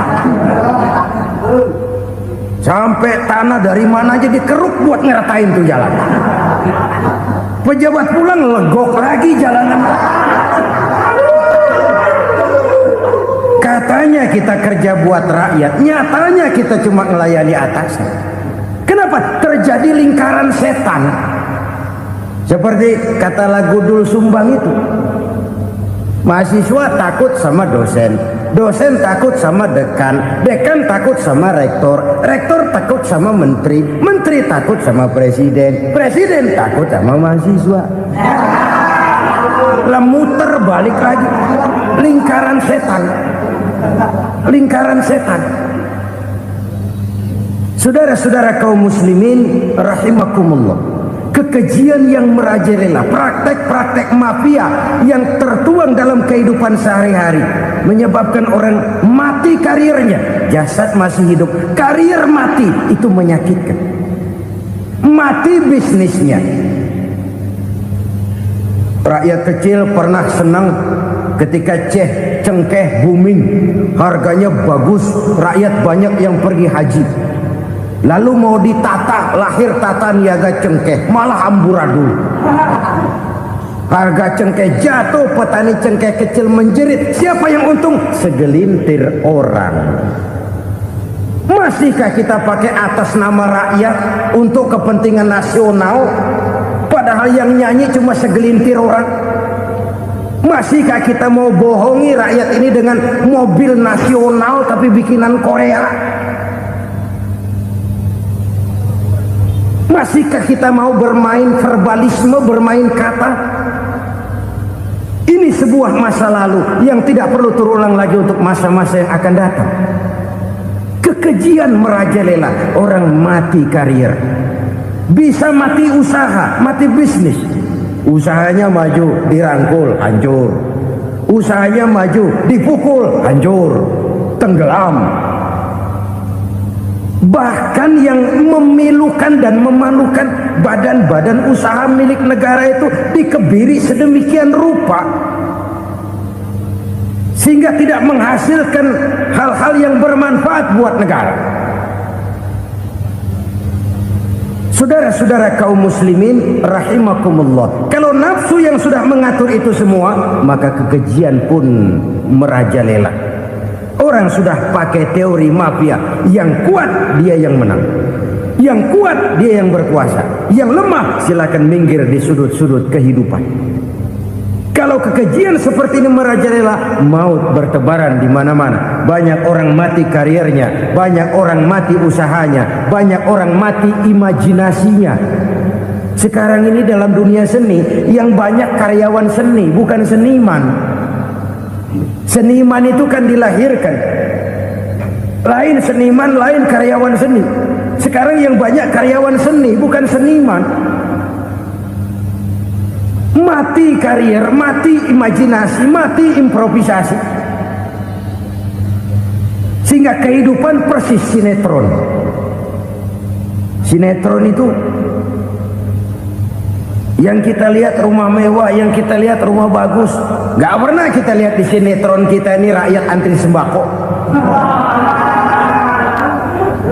Kita dijejali hal-hal yang indah, yang wah, yang membuat kita tenggelam dalam gaya hidup instan, tenggelam dalam gaya hidup wah. Kita lupa dengan realitas keseharian di tengah-tengah masyarakat kita.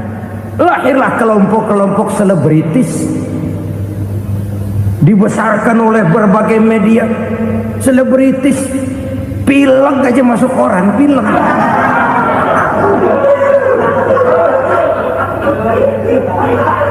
Rakyat yang pingsan antri beras nggak masuk koran. Rakyat yang semaput antri minyak nggak masuk koran. Selebritis panok masuk koran.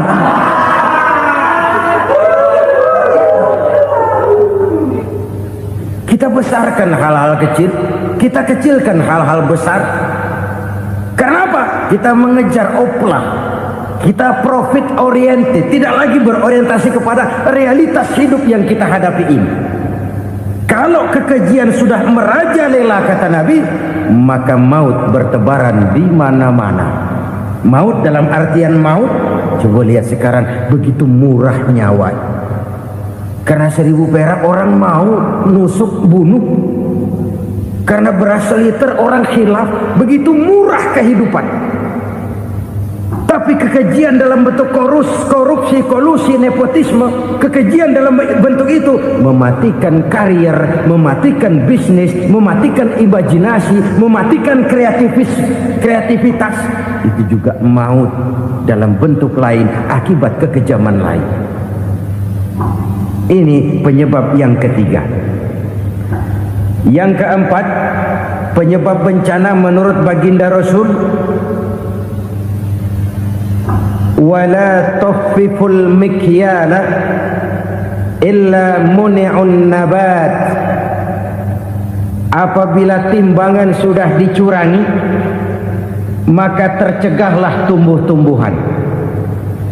Apabila timbangan sudah mulai curang, maka terjadilah musim paceklik. Apabila bisnis sudah bergaya mafia tadi itu, kecurangan-kecurangan terjadi, tender di balik pintu, yang dimenangkan cuma kelompok-kelompok yang bisa memberikan presentasi yang besar, muni'un nabat, terjadilah paceklik.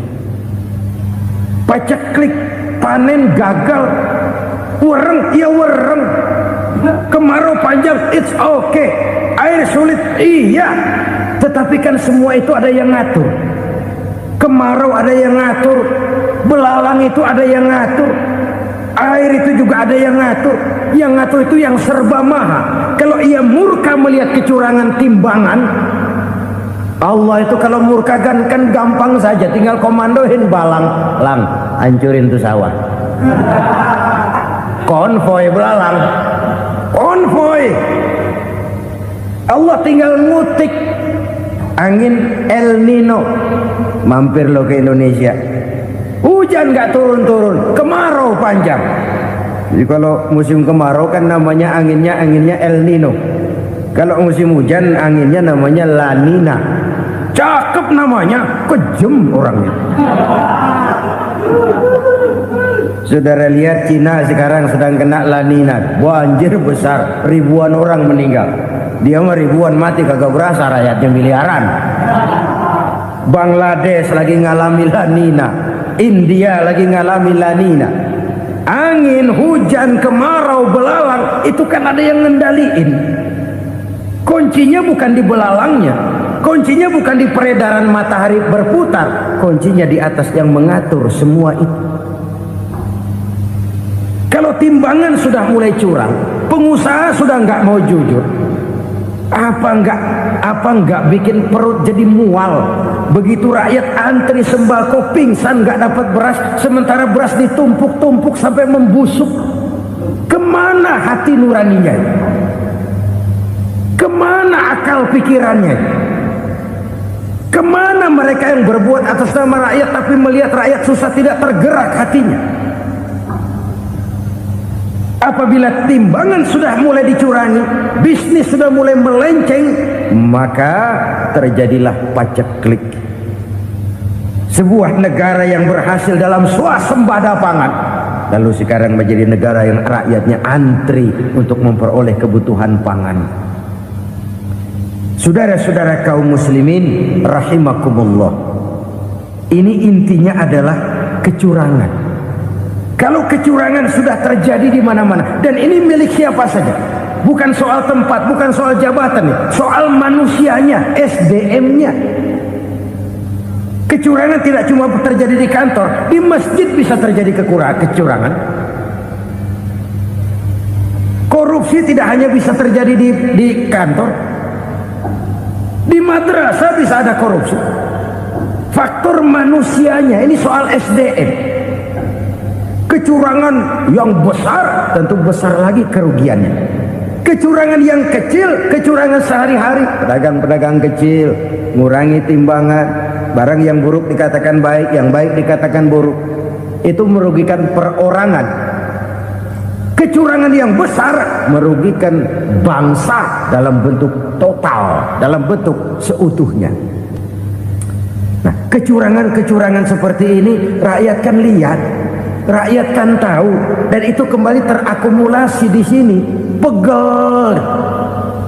Dan jangan lupa, rakyat yang nggak ngomong itu, rakyat yang nggak bersuara itu, batinnya menjerit, jeritannya menggoncang aras, dan itu didengar Allah.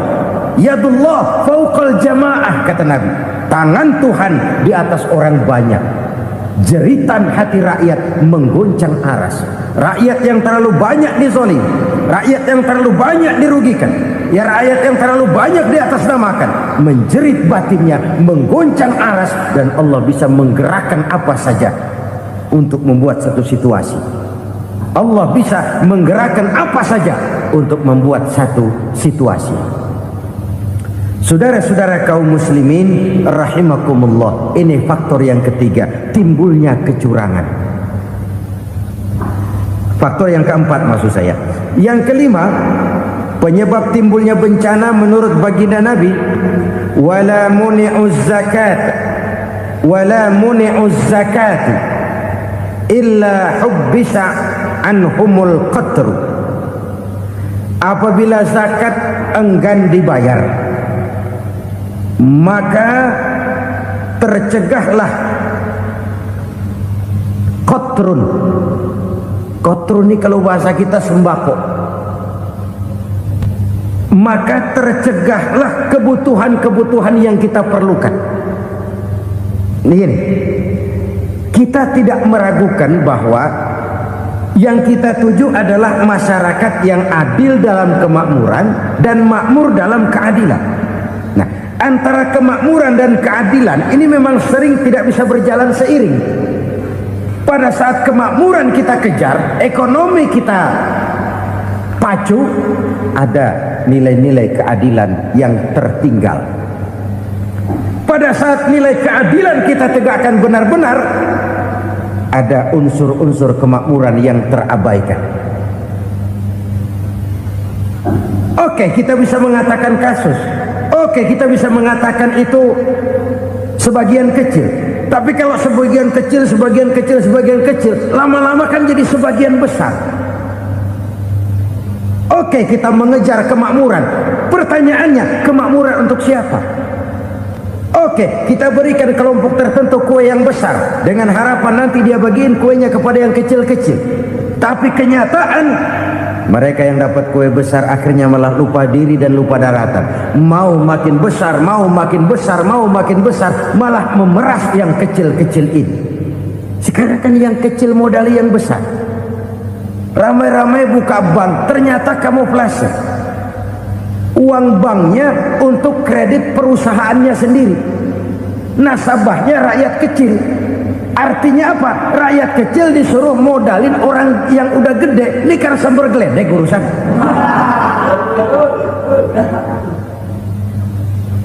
Ini kan permainan apa lagi? Rakyat kecil suruh modali yang gede. Nasabahnya rakyat kecil, kumpulkan uangnya di bank, kucurkan kredit kepada perusahaannya sendiri. Bukankah itu rakyat kecil suruh modali yang gede? Sudah begitu kejamkah kita untuk meraih keuntungan dengan mengorbankan orang kecil ini? Sudah tidak bicara lagi kah nurani kita melihat penderitaan orang yang semakin susah ini? Kalau zakat enggan dibayar, padahal zakat 2,5% saja, 2,5% saja. Kalau itu pun enggan, kalau zakat saja enggan, bagaimana pula yang namanya sedekah, bagaimana pula yang namanya infak, bagaimana pula yang namanya santunan, bantuan. Kadang-kadang lipstick nyumbang si nyumbang, cuman nyolongnya lebih gede. Ini namanya sumbangan lipstick. Buat lipstick itu kan buat ngumpetin bibir pucat. Itu fungsi utama lipstick. Buat ngumpetin korupsinya, nyumbang kegiatan-kegiatan sosial. Tapi yang dia korup lebih gede dari yang dia sumbangin. Lipstick kamuflase. Nepu kata anak sekarang.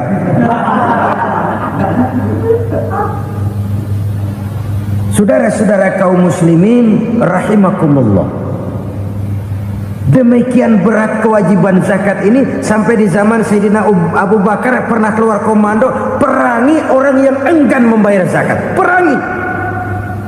Karena fungsi zakat adalah menjembatani antara si kaya dengan si miskin. Bahwa ada kemiskinan itu Qur'ani. Allah menyatakan, aku melebihkan rezeki sebagian kamu dari yang lain. Ini kan kesenjangan. Allah melebihkan rezeki sebagian kamu dari yang lain. Ada itu. Tetapi itu berjalan secara nature. Nah, kalau direkayasa, yang kaya semakin kaya, yang miskin semakin terpuruk, yang sudah besar dapat proyek besar, yang kecil dapat tetelan. Ini kan rekayasa namanya. Kesenjangan yang direkayasa ini yang kita harus kikis. Nah, fungsi zakat menjembatani dari sisi sosial. Dari sisi pribadi, Nabi berpesan, zakku amwalakum biz zakat. Bersihkan hartamu dengan zakat. Sekarang ada istilah nyuci uang. Uang hasil korupsi itu bisa dicuci, dijadikan uang bersih. Bukan pakai rinso, bukan. Pakai politiknya koruptor, diolah sedemikian rupa sehingga jadi uang resmi. Sudah memutik, itu termasuk yang disebut kejahatan kerah putih, white collar crime, kejahatan kerah putih, kejahatan pakai dasi, kejahatan kelas kakap. Makanya orang mendingan goblok kagak bener daripada pinter kagak bener. Goblok kagak bener itu gampang ngurusinnya, pinter kagak bener ini yang berabe bener ngurusinnya.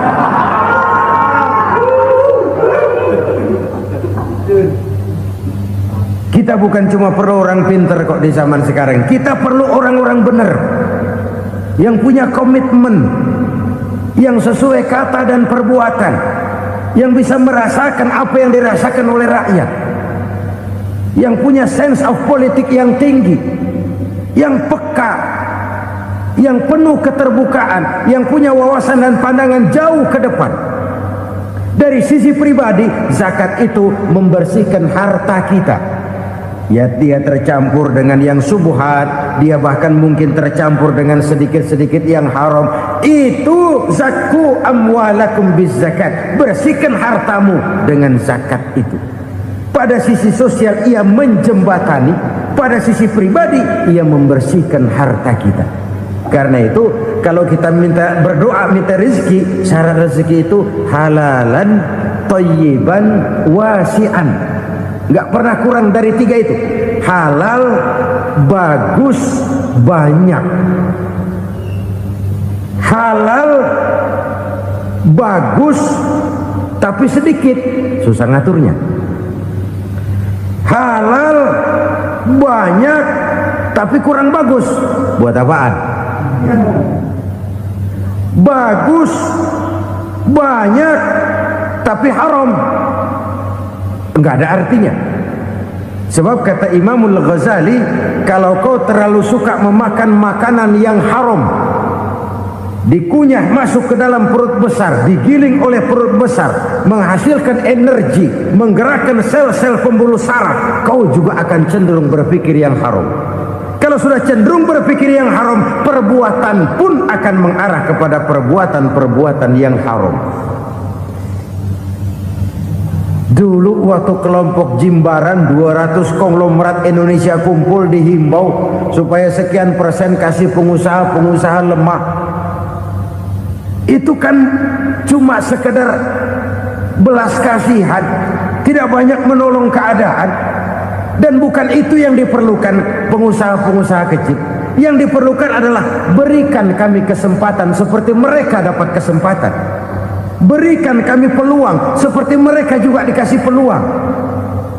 Kalau cuma dikasih 100 juta, 200 juta hari ini, usaha kami nggak ada prospeknya, peluang kagak ada, kan sama juga bohong.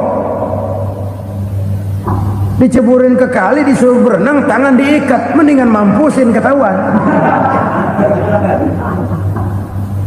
Ayo berenang, berlomba, tangan diikat, kaki diikat. sama saja nyuruh mati. Jadi jangan kasih ikannya, kasih kailnya. Yang diperlukan pengusaha kecil menengah ke bawah itu bukan cuma sekedar belas kasih dari konglomerat besar. Berikan kami peluang seperti mereka juga dapat peluang. Berikan kami kesempatan seperti mereka dapat kesempatan. Berikan kami kredit dengan kemudahan seperti mereka juga kalau minta kredit begitu mudahnya. Menciptakan peluang dan kesempatan, pemerataan. Bukan menciptakan manusia Indonesia dengan standar ekonomi yang sama. Semua rumahnya harus sama, semua punya mobil. Itu sih kebersamaan bebek. Bebek, coba lihat bebek. Satu ngalor semua. Satu ngidul semua. Kebersamaan bukan itu. Kebersamaan adalah menciptakan peluang. Kalau yang kaya bisa semakin kaya, kenapa yang miskin tidak bisa ikut naik jadi sedikit kaya? Kalau pengusaha yang sudah kuat bisa bertambah menjadi kuat dengan proyek mega proyek, kenapa yang menengah tidak bisa ikut menjadi kuat? Dan kenapa kekejian itu merajalela? Kita dengar lewat berita-berita PLN tekor, PLN hutang. Kenapa? Dia beli listrik dari swasta yang belinya lebih mahal daripada penjualannya. Artinya dia beli itu listrik dari perusahaan listrik swasta, dia jual kepada rakyat lagi. Harga jualnya lebih murah daripada dia beli kepada swasta. Kenapa? Ada tekanan lagi tuh. Biasa siklus lagi. Hukum Boyle. Atas neken paling bawah gepeng. Ya kita nih rakyat kecil, emang nasibnya gepeng terus. Saudara-saudara kaum muslimin rahimakumullah, dari 5 penyebab bencana ini kita ambil kesimpulan untuk sebuah renungan dan introspeksi kita bersama. Pertama, mengingkari janji, padahal janji itu yang lebih tinggi nilainya adalah di hadapan Allah Subhanahu wa taala. Baik wakil-wakil rakyat di parlemen maupun pemimpin-pemimpin rakyat di dalam kabinet, apabila memangku suatu jabatan, selalu mereka mengawali dengan sumpah, dan sumpah itu dimulai dengan demi Allah. Sadarkah kita pada saat itu kita ucapkan bahwa kita sudah mempertaruhkan Allah untuk jabatan yang kita pegang? Kita sudah mempertaruhkan nama Allah untuk posisi yang dipercayakan kepada kita. Sadarkah kita bahwa menyia-nyiakan itu satu dosa yang sangat besar, yang tidak hanya kepada Allah tetapi juga kepada rakyat yang kita wakili, kepada rakyat yang kita pimpin. Cukuplah sudah rakyat dijadikan adres, umat dijadikan alamat sebagai numpang. Marilah kita kembali kepada komitmen awal dengan jujur kepada janji kita sendiri. Lalu yang kedua, kekejian, baik berupa korupsi, kolusi, nepotisme, dan perbuatan-perbuatan lain akan melahirkan kemiskinan. Kekurangan pangan bukan satu-satunya yang menyebabkan rakyat menderita. Lukanya rasa keadilan terakumulasi di hati rakyat, dan jeritan hati rakyat mengguncang aras. Kalau Allah murka, Allah bisa melakukan apa saja untuk menciptakan suatu kondisi. Faktor yang ketiga adalah praktek mafia menebarkan maut, baik orang yang mati jasad dan rohaninya maupun orang yang mati karirnya, mati kejujurannya, mati usahanya, mati imajinasinya. Hilang kreativitas kita sebagai bangsa. Faktor yang keempat, kecurangan-kecurangan di bidang usaha, di bidang tender, mengandalkan menjual kekuasaan. Dan memang repot kalau penguasa jadi pengusaha. Mau atau tidak mau, kebijakan-kebijakan kekuasaannya akan memperkuat jaring-jaring usahanya. Dan pada saat itu objektivitas sulit ditemukan lagi. Lalu yang kelima, keengganan membayar zakat, menumpuknya kekayaan negara pada kelompok-kelompok tertentu. ini akan melahirkan paceklik yang berkepanjangan. Menumpuknya kekayaan dan harta negara pada kelompok-kelompok tertentu akan melahirkan paceklik dan kemiskinan yang berkepanjangan.